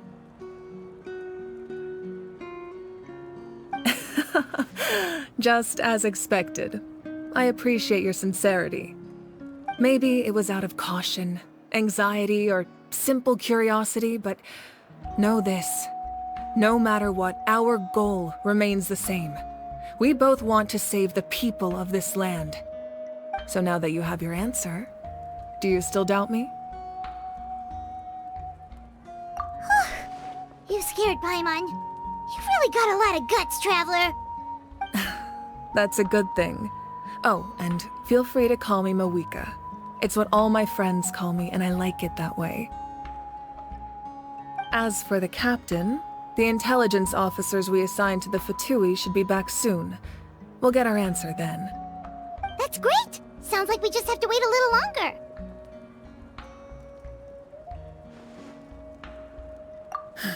Not just yet. Even though the Abyss is attacking several locations at once, I'm confident the warriors stationed in those areas can handle it. Don't worry. I just need to finish coordinating our available manpower, then I'll take a small team to handle the difficult locations. Wait, you're going to fight in person? Didn't you give up your power? That's true. I'm far less powerful than a god in my current state. But don't forget, I was an experienced and powerful warrior before I ever became the Pyro Archon. No matter how you look at it, my duty is on the front lines.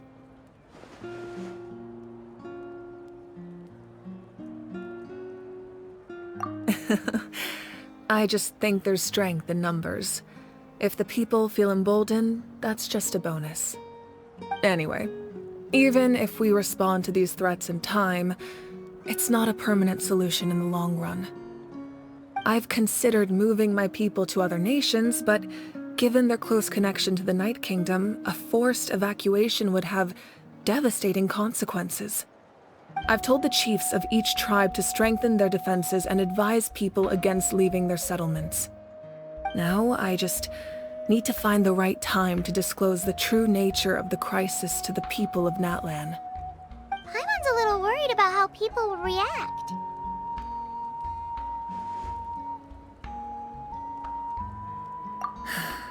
Yes, but that won't be the only response. In any case, that's for me to worry about. I'll let you know when we have more information on the captain. Alright, we should head out. Maybe we can join up with Milani. She can't be too far ahead.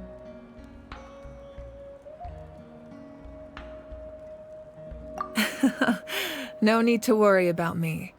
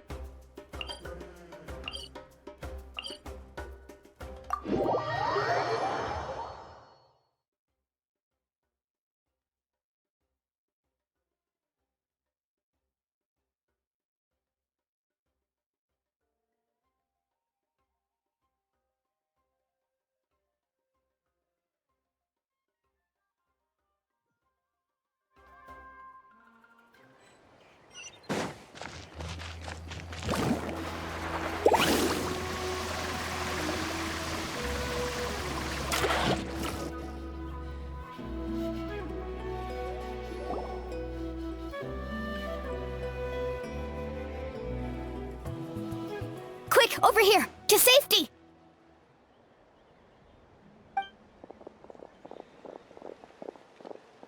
Kuchina, how many people do you have left?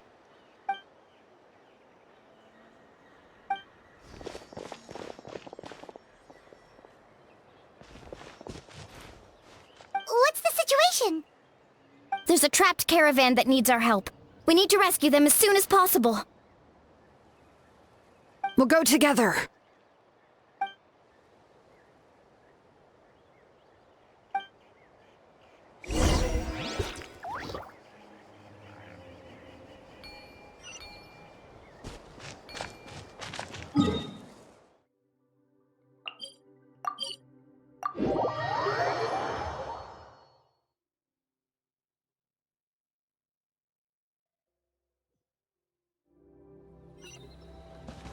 Need a surfboard?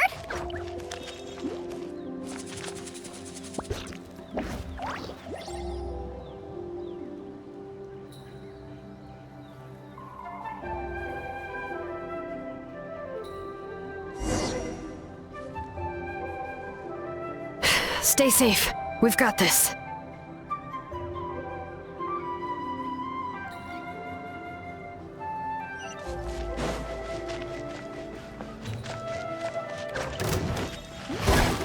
Bring it!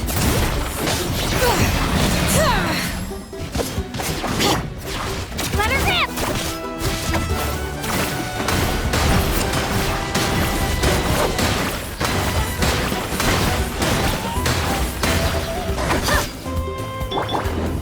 Go! Wipe out!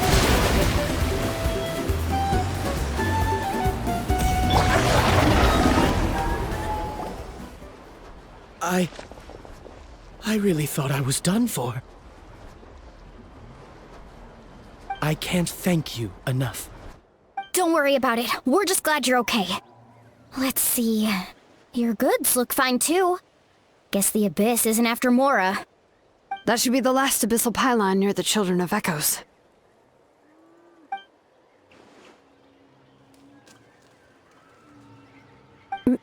By the way, where's Lolly? I thought she would come with you.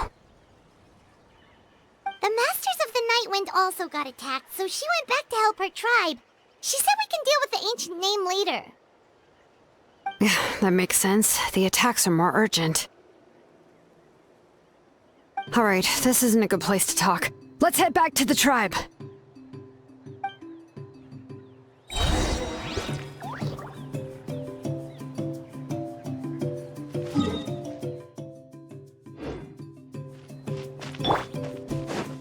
Carving way!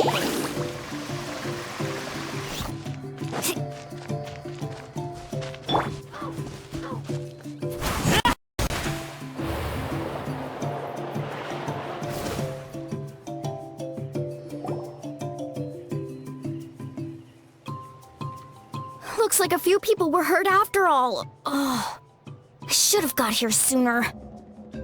The Abyss threw a lot at us at once.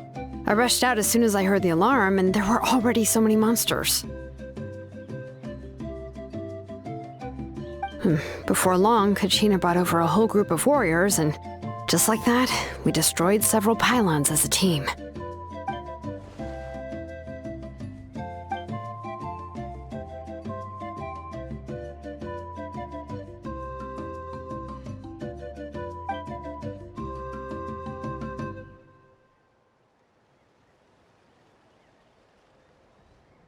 You mean the situation in the Night Kingdom, right? Yeah, I feel the same way. We've managed to keep it a secret all this time, but more and more people are realizing something's wrong. It's impossible not to feel anxious when things are getting worse by the second, and all we can do is wait. That just means we need to buy the Pyro Archon more time. Keep pushing, everyone. Every battle is worth something. You really are an eternal optimist, Mualani. You always find a way to cheer people up. Why, thank you. I guess it's one of my better qualities.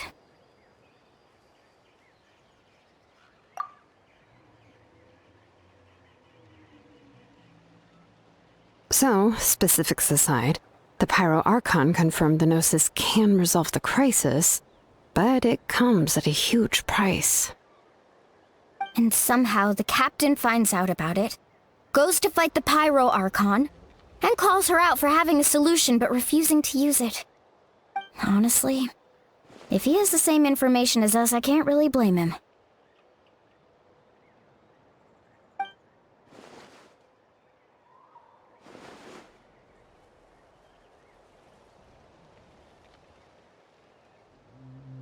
We talked to Moika before we left the stadium.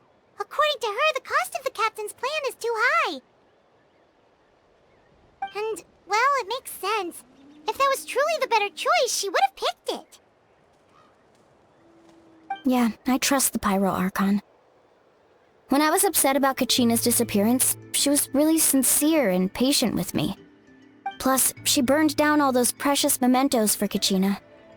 She's already proven how much she values even a single person's life. When it comes to Natlan's survival, there's no way she would hold back. I agree. Maybe the captain weighed the costs and came to his own conclusion, but I'm sure we have different priorities. Life is important, but so are history and memory.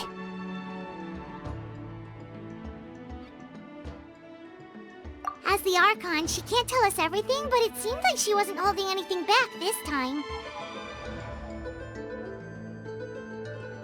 The next question is, if the captain found a new way to save Natlan, how come the Pyro Archon has never heard of it?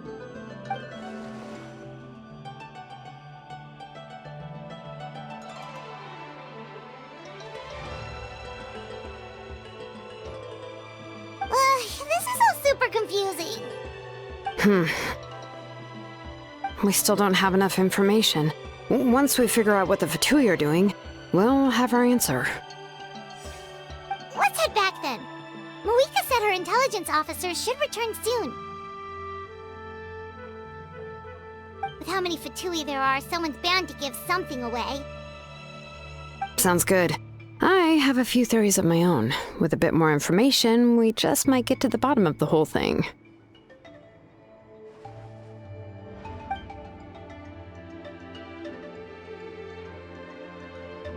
I was just about to ask. Count me in.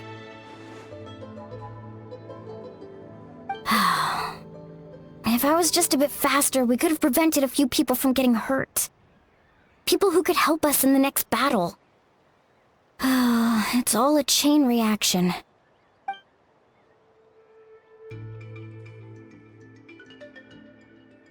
Register? Nah. I'll just follow you around. You know, go where you go, do what you do.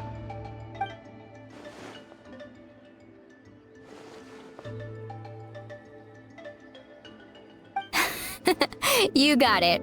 I just don't want to make the trip back. It's so far. Alright. See you all later. Let's get together and celebrate once this is over. Oh, you betcha!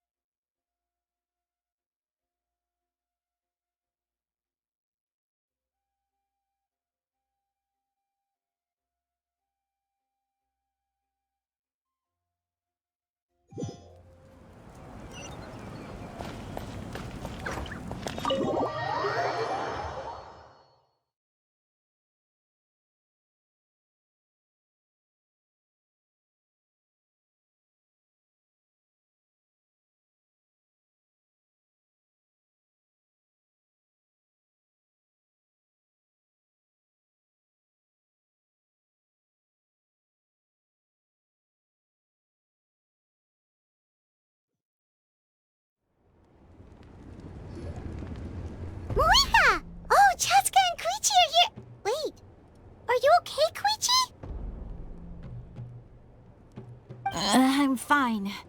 No need to worry.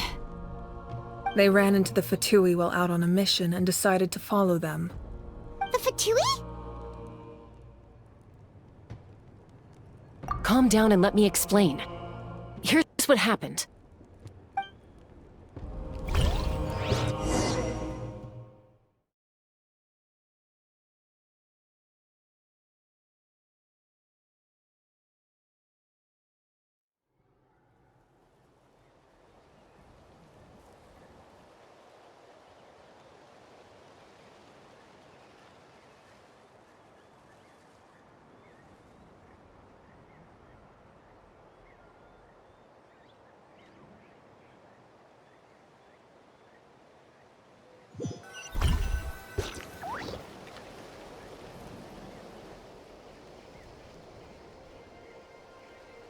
Watch out.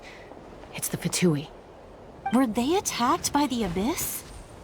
No, wait. It looks like they're protecting a group of travelers. Over there. Do you see? You're right. That's a traveling group from Natlan. Could they be trading for something? Let's keep observing for now. We're glad you're okay.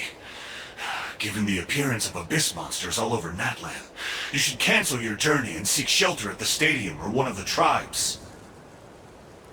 Thank you so much. I wish there was something we could give you.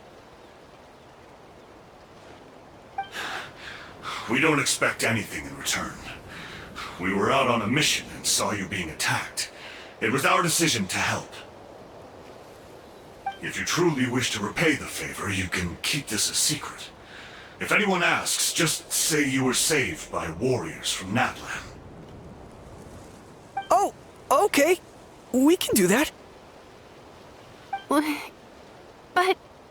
We're not asking you to cover up our activities. We haven't done anything illegal.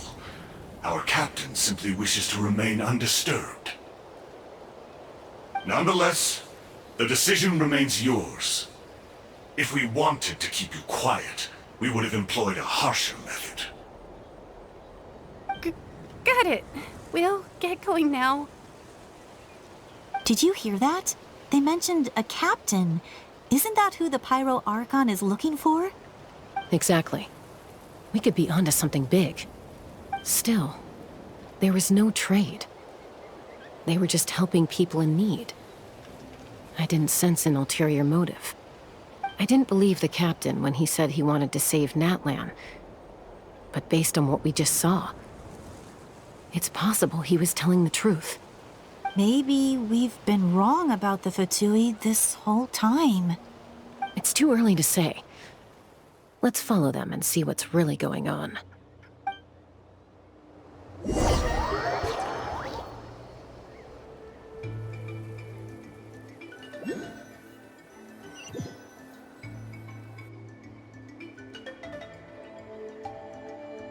So this is where they were headed. Looks tricky. It's heavily guarded on all sides. Koichi, wait for me here. I'll go in and check it out. Oh, no you don't. How are you planning to get through all the guards? Look, I can use this terrain to my advantage. With our tribe's special way of getting around, I doubt they'll see me coming. We still can't see anything on the inside. What if you can't find cover? You won't have anyone to watch your back if you go in alone. The more heavily guarded the location, the more valuable the secrets. Even if the captain isn't here, we can still figure out what the Fatui are planning. That intel is worth the risk. Fine. You're not gonna listen to me anyway, so let me come with you. That's even more risky. You've been running around saving people for days. You're already at your limit. I'm confident I can protect myself. I'm not sure you can say the same. At least right now. I can. You really believe that? Fine, don't believe me. But you can't honestly tell me infiltrating a heavily guarded Fatui hideout all on your own sounds more reasonable. You know, growing up, even if I insisted on doing something, it never gave you any trouble. I'm not sure you can say the same. All right, all right. If we start arguing, this will never end. We can't let this opportunity go to waste. Ah, haha. Guess that means I win. Don't worry, you're not the only capable young person from our tribe. I can handle this. All right, same plan as usual. We split up, communicate with hand signals, make sure our blind spots are covered, and support each other once we strike. Got your ropes? Yeah, let's go.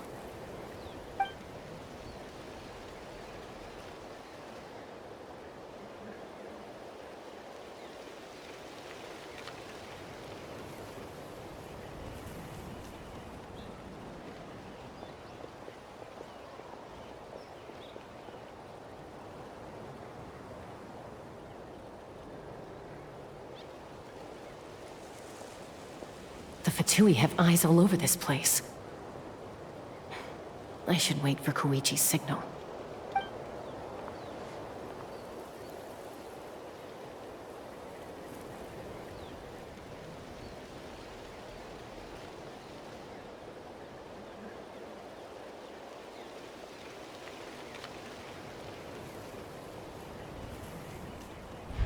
Now.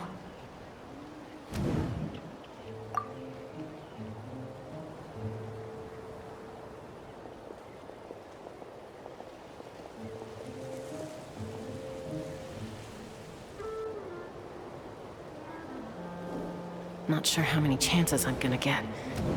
I need to act.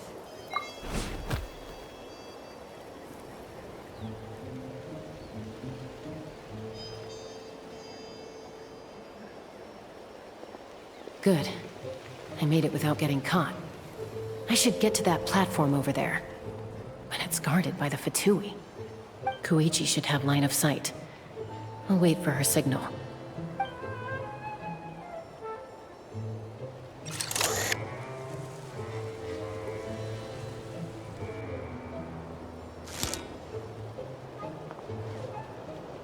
That's it.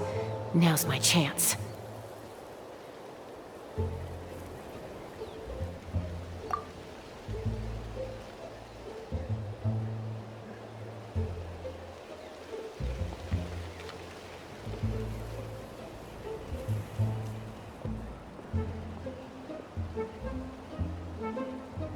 It's no use staying in one place. I should keep moving. Looks like Chaska is helping me by keeping an eye on the Fatui movements. I'll wait for her signal.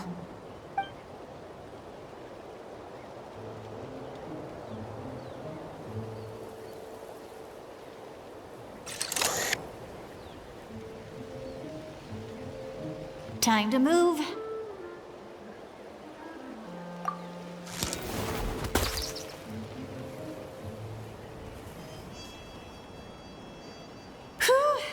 That was close. Almost got caught. Probably can't make it over in one go. I'll wait for my next chance. Now's my chance.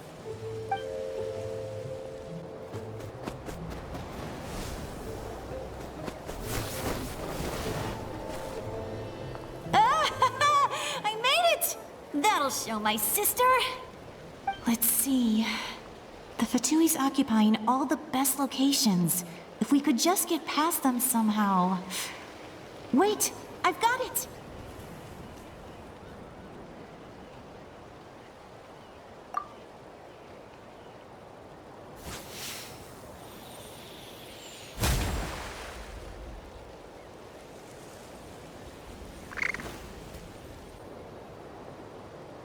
Huh? What's that noise? Did something explode? Oh! It stinks! What the heck is that? What do you think you're doing? I could ask you the same thing! Good, they're arguing. Looks like they just needed an excuse. They've probably had enough of this job already. The people on the hill over there left to help their comrades. This is our chance.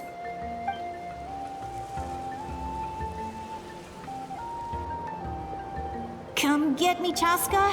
I hope she gets this hand signal. That's Koichi's signal.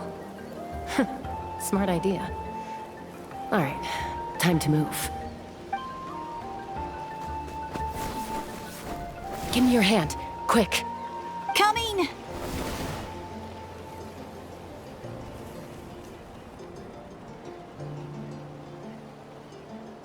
I checked, and this way is completely clear.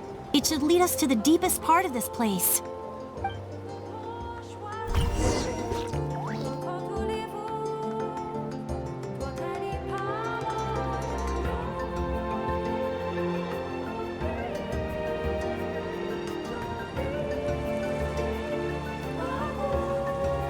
Well, I was pretty helpful, right? You know, everyone usually jumps at the chance to work with me. Not my own sister, though. No, she avoids me like her life depends on it. I was wrong, Koichi. You've done well. Wait, you're just gonna admit it? Now I look like the mean one.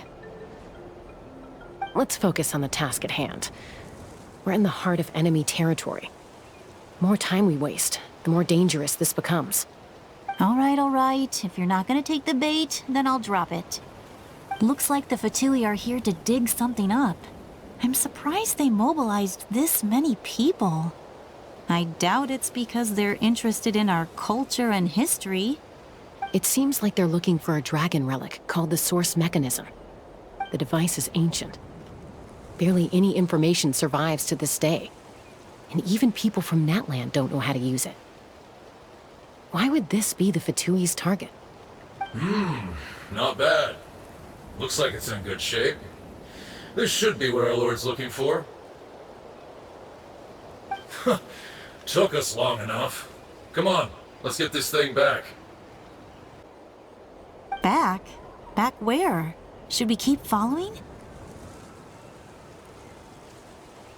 You really want to keep going? Of course! We make a good team, don't you think? No reason to stop now. What was that sound? Uh-oh. We've been spotted. Time to go. Falling rock incoming! Watch out for your gadget! What? You'll regret that! After them!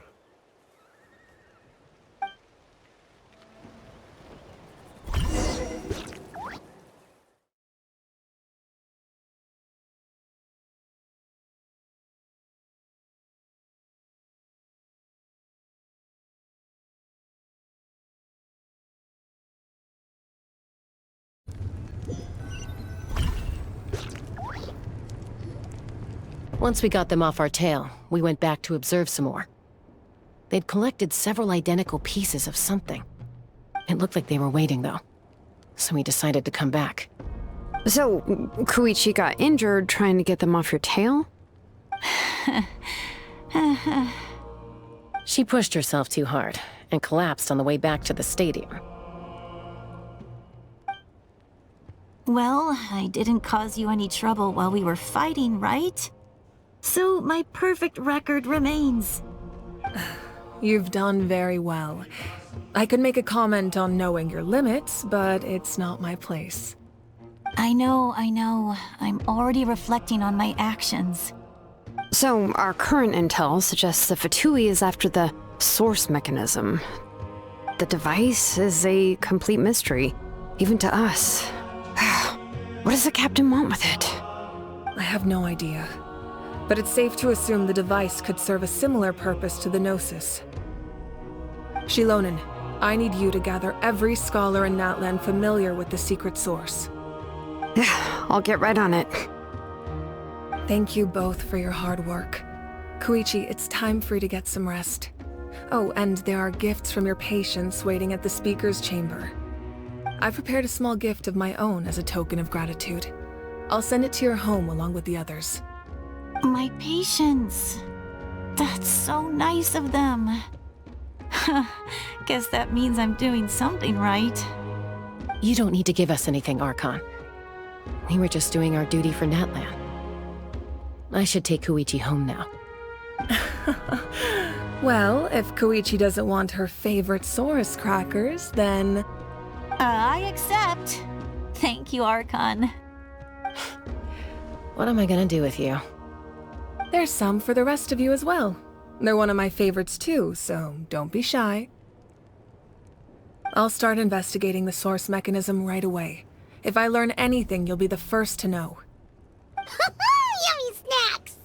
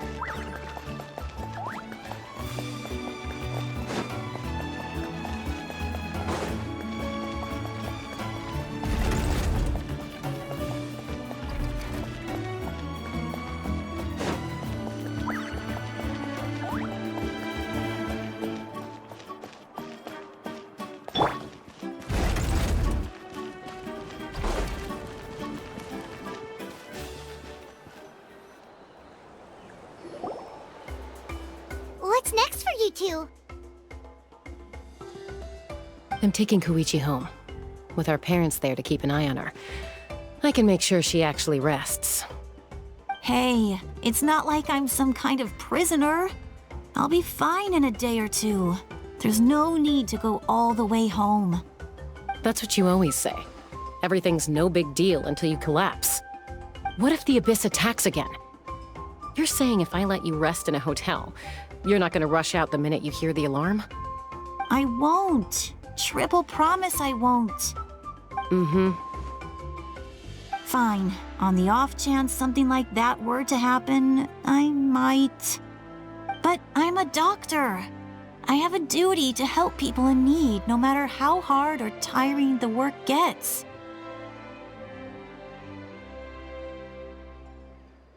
I guess you're right. But I don't have to like it. This reminds Paimon of when we first met!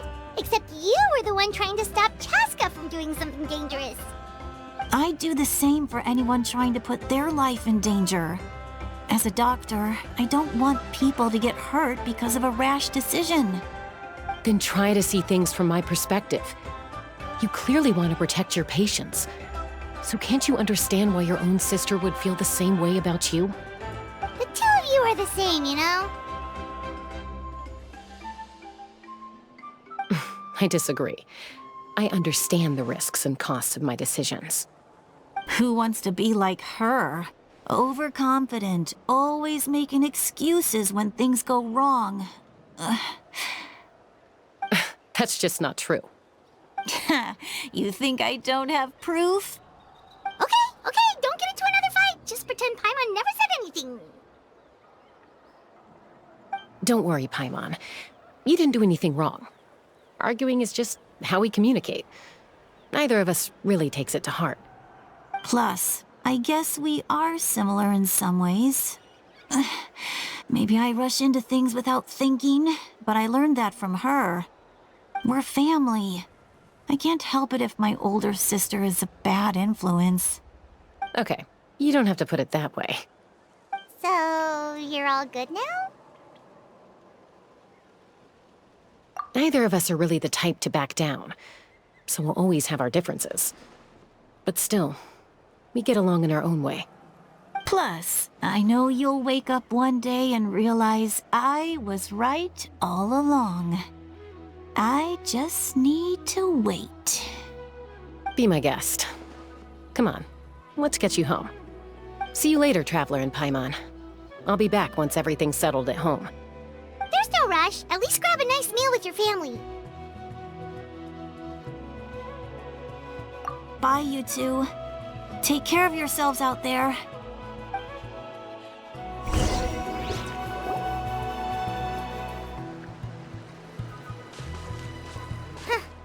Those two will probably make up for real at some point, right? Well, we've learned a lot. Let's go over everything that we know so far.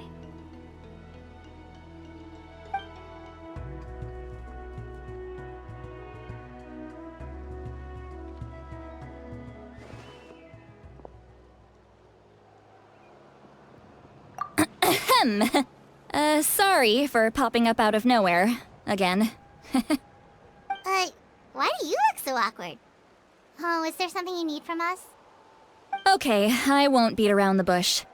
Oh, and I'm sorry for interrupting your rest. I'll treat you to some charcoal grilled steak to make up for it.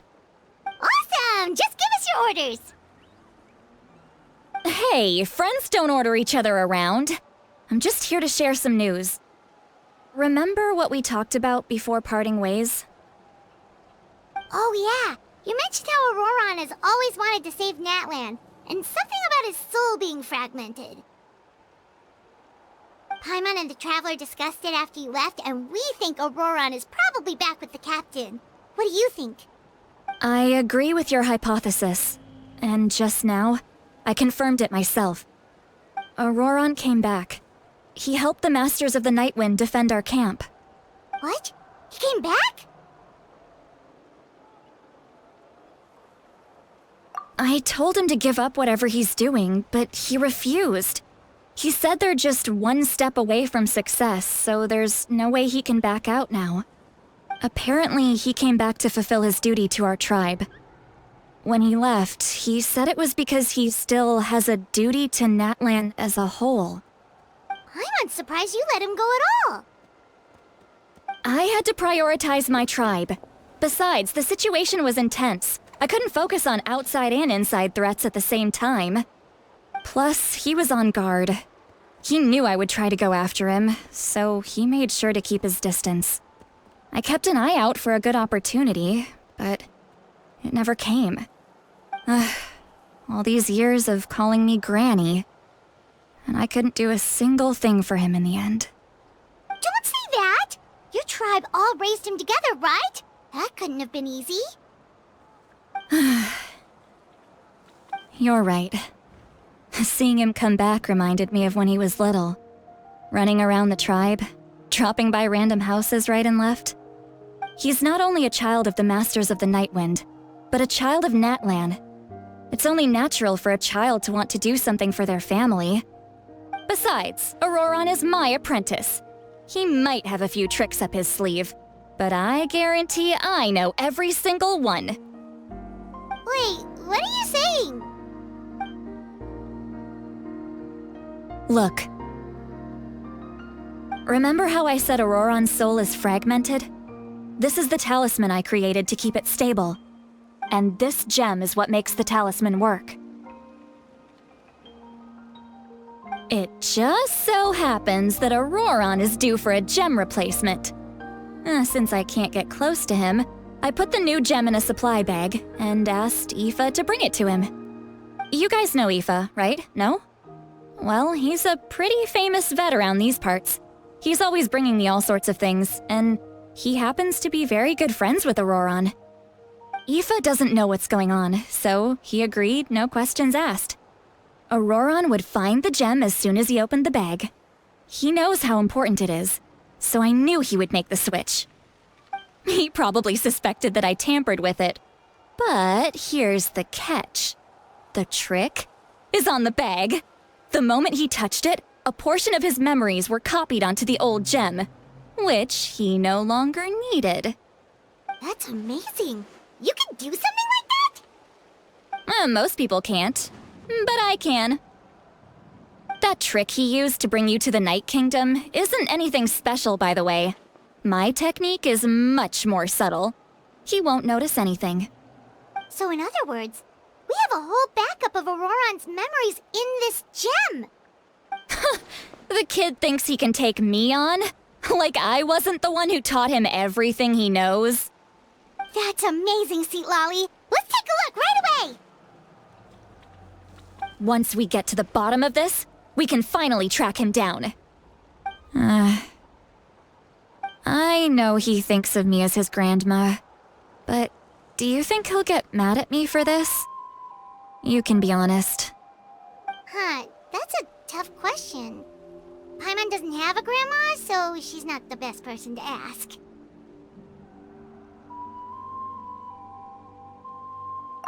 To be honest, I've always doubted my ability to look after him. I didn't stop the ceremony all those years ago, and now I'm useless again. But if I stop here, it will haunt me until I'm 500 years old. Every night I'll wake up in a fit of anger.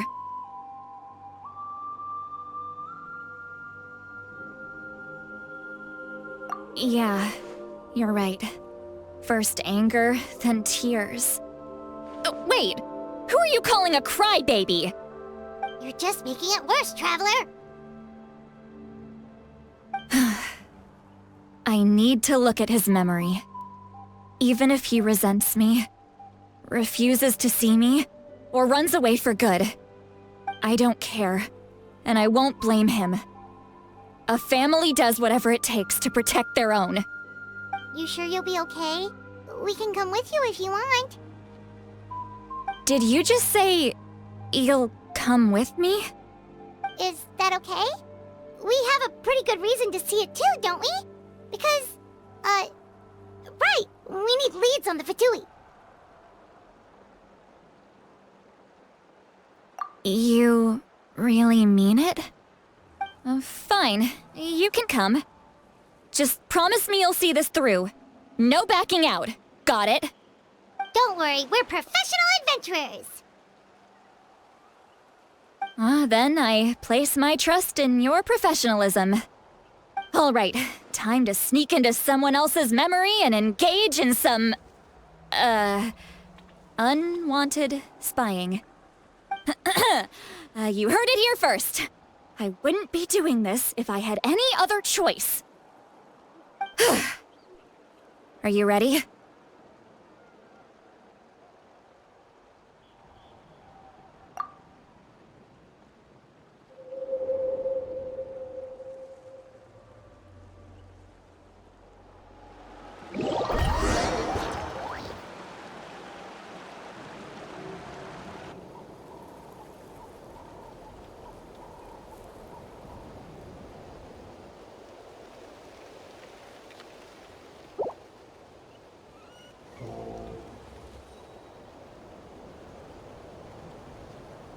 Look how good you're doing. You'll grow into nice big radishes in the future. And you? Aoife says you're taking up too much space, but I think you're a good tree. What do you think? Hey! How's it going, Auroron? Good. How are you, Uncle Okanbi? Can't complain. What you up to? Naming your vegetables again? No, just some idle conversation. Sounds fascinating. What did they say? They told me you were coming and that you would take some produce with you. Only if you're offering. By the way, I ran into Aoife yesterday. He told me Chaska's fostering a saurian at his place. Said the thing trampled over a part of your radish garden. I hope you two didn't get into a huge fight. No, don't worry. I'll find a way for him to make it up to me. I've already wrapped your share of the produce. Here you go. You really knew I was coming. That's pretty amazing. Light up the smoke and you can see the path through the shadows. That's what everyone says. Hey, have you seen that strange group of people that just appeared out of nowhere? Appeared out of nowhere? I don't think so. It's the Fatui. Their leader seems like a big deal. He didn't bring many men with him, but they're all elite warriors. It seems like they're looking for someone, but I wouldn't go around asking too many questions. If you run into them, be careful.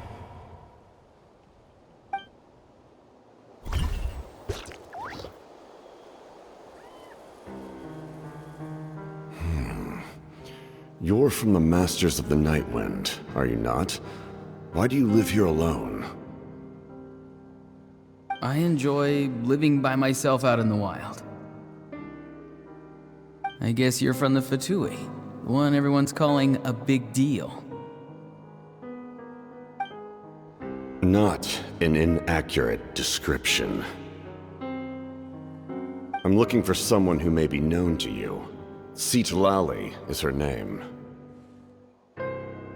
Granny? What does an Outlander want with her? I've heard the name. You have business with her?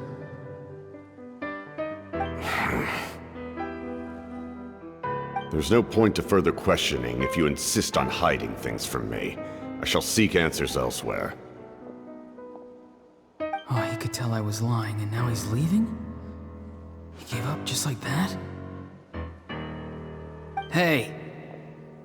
At least tell me why you're looking for Citlali.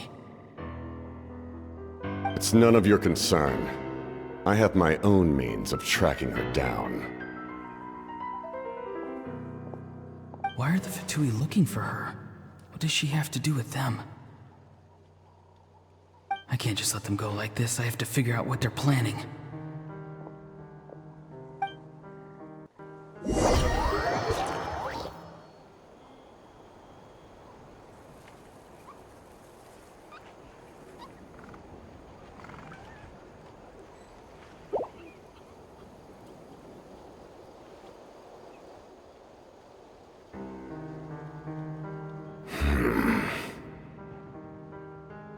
They've just been studying the ley lines and asking for leads on Granny. I can definitely rule out some sort of invasion. The situation has seen no true improvement. The Pyro Archon did not fulfill her promise. My lord!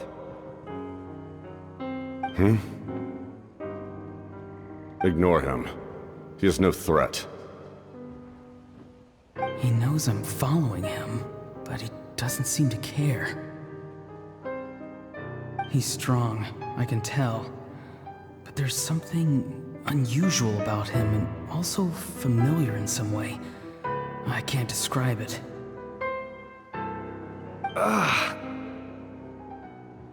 What is it? My lord, I feel dizzy. A ley line disturbance. Certain presences have been forced to wander outside their rightful realm.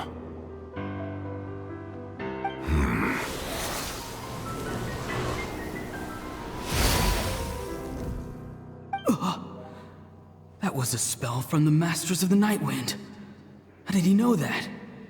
Is he sending those escaped souls back into the ley lines? How did he do that so easily? Soulfaring is supposed to be extremely difficult. This could be related to why he's searching for Granny. I feel much better. Thank you, my lord. Think nothing of it. Stay vigilant, and continue to gather information. The Abyss could attack at any moment. If you notice any irregularities, assume drill formation and be prepared to fight. However, there's no reason to over-engage. Information is our first priority. Yes, sir. Why are the Fatui fighting against the Abyss? Do they really mean us no harm?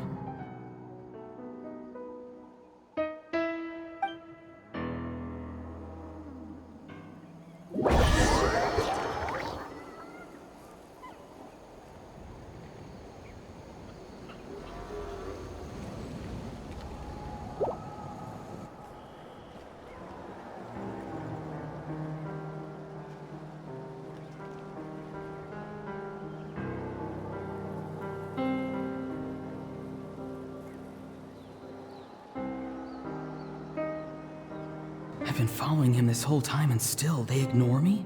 Do they really not care? It seems like his subordinates refer to him as the captain. Never heard of him before. And now he's headed to the stadium. That's unusual. Oh, what is he gonna do? You two, with me. Everyone else, wait here as instructed. Send word to the other teams to retreat immediately if this fails. Yes, sir. He's going inside? But the Pyro Archon is in there. What does he want with her? Forgive me, my lord. Allow me to check one more time. Do you truly wish to do this? The time for idle observation is over. It now falls on me to act. This nation is out of time. Yes, sir.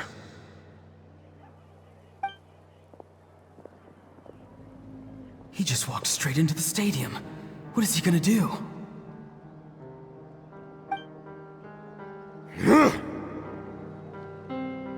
They're both incredibly strong. How long will they have to fight until someone comes out on top?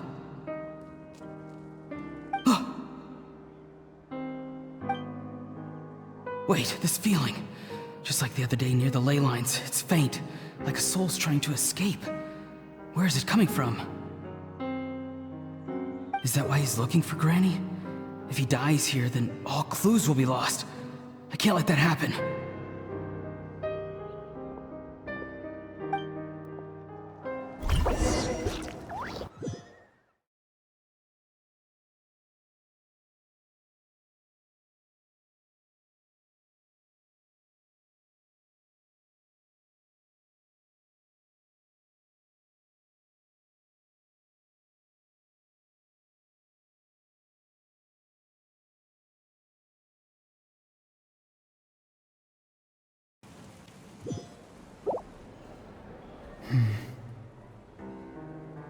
As for you, I must confess, I did not expect that little trick of yours to save the day.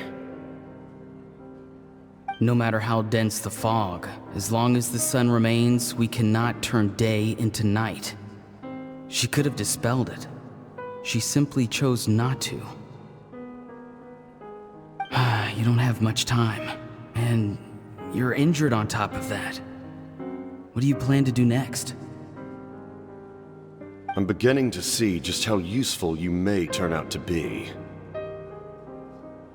You heard something from here, didn't you?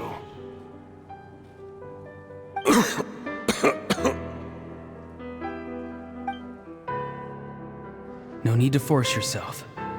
I've never seen anyone match the Pyro Archon in battle before. I didn't expect you to intervene at such a critical moment. You know I've been following you. Why didn't you stop me? When walking in the forest, it is only natural to encounter wild beasts. However, not every beast has the courage to come out and bite. And yet, one of those very beasts saved your life.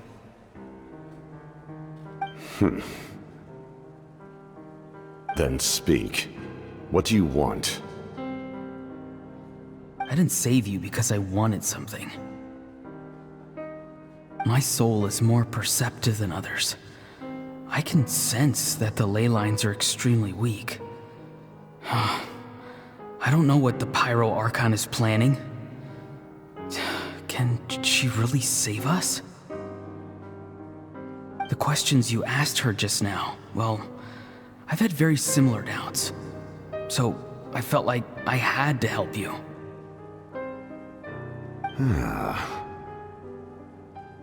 So, you can tell the truth. That was quite a reckless decision to make. I'm not sure you realize that.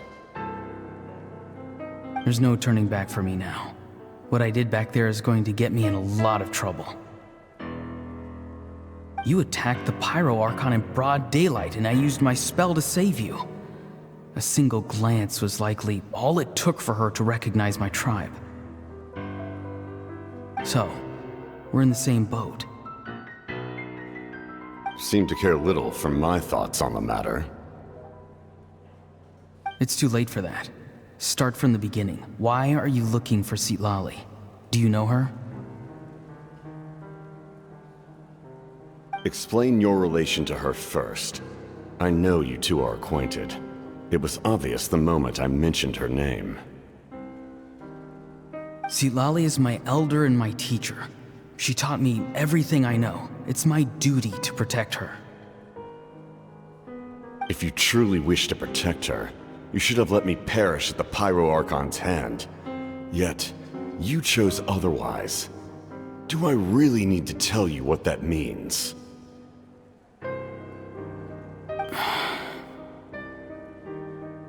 I want to do something to change Natlan for the better. Something I can accomplish with my own two hands. You're stranger than anyone I've ever met. But maybe, just maybe, you can show me the way. Strange?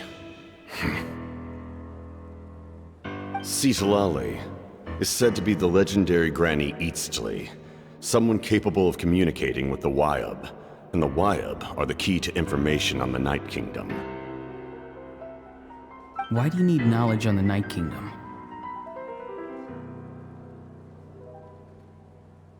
That is not something you need to know. Don't forget, I saved your life. Do you not believe the Fatui capable of betraying a debt? People can lie, but souls cannot. I can tell there's a weight to your soul, a sense of justice. You may not live among your tribe, but you certainly know their tricks. I apologize for my rash judgment. You are more capable than I imagined. Let's go. We'll see if you have what it takes to join my plan.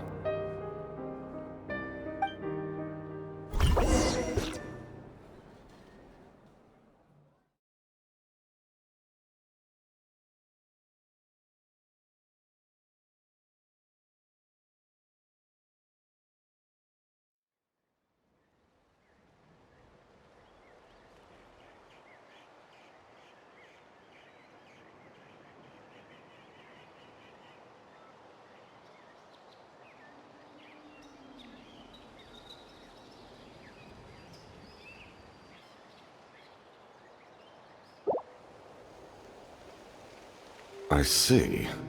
Interesting approach. Worth trying, I think. Rather than weaving a net to protect the ley lines, this method would address the root problem by reconstructing the ley lines themselves.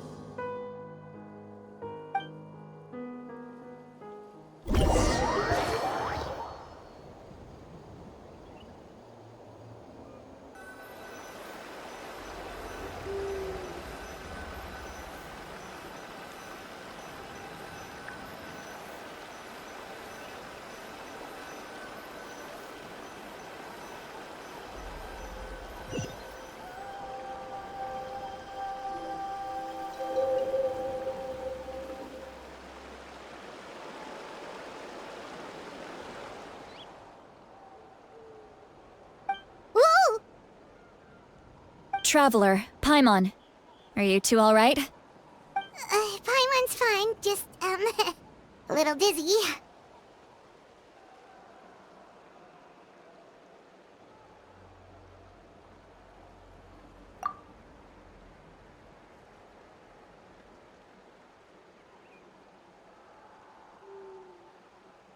Of course. I'm so mad at him. After everything, he still can't let go of the past. For some reason, he thinks he owes something to the people who cared for him. Stubborn, self-righteous fool. Where's that gonna get him? Now that he's all grown up, he thinks no one can tell him what to do? He thinks he can just run away whenever he wants. I'll show him.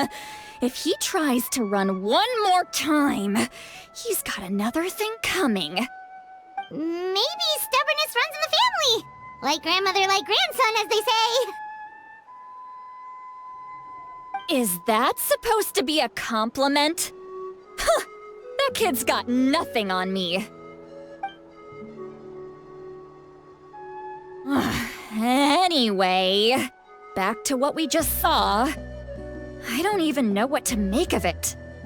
Yeah, the captain seriously wants to reconstruct the ley lines? What does that even mean? Something like the loom of fate, maybe? But how does that help with the abyss? The loom of fate? Oh, it's kind of hard to explain. Basically, it's a device from Conrio that has unbelievable power. Anyway, if he really wants to manipulate the ley lines, everyone in Natlan will be affected. Oh, this is big. Which means the captain has been honest from the very beginning. Auroron's memory proves that. Why is he so obsessed with saving Natlan? Oh, we've got to tell Moika about this right away. Yes, she needs to know about this. Now.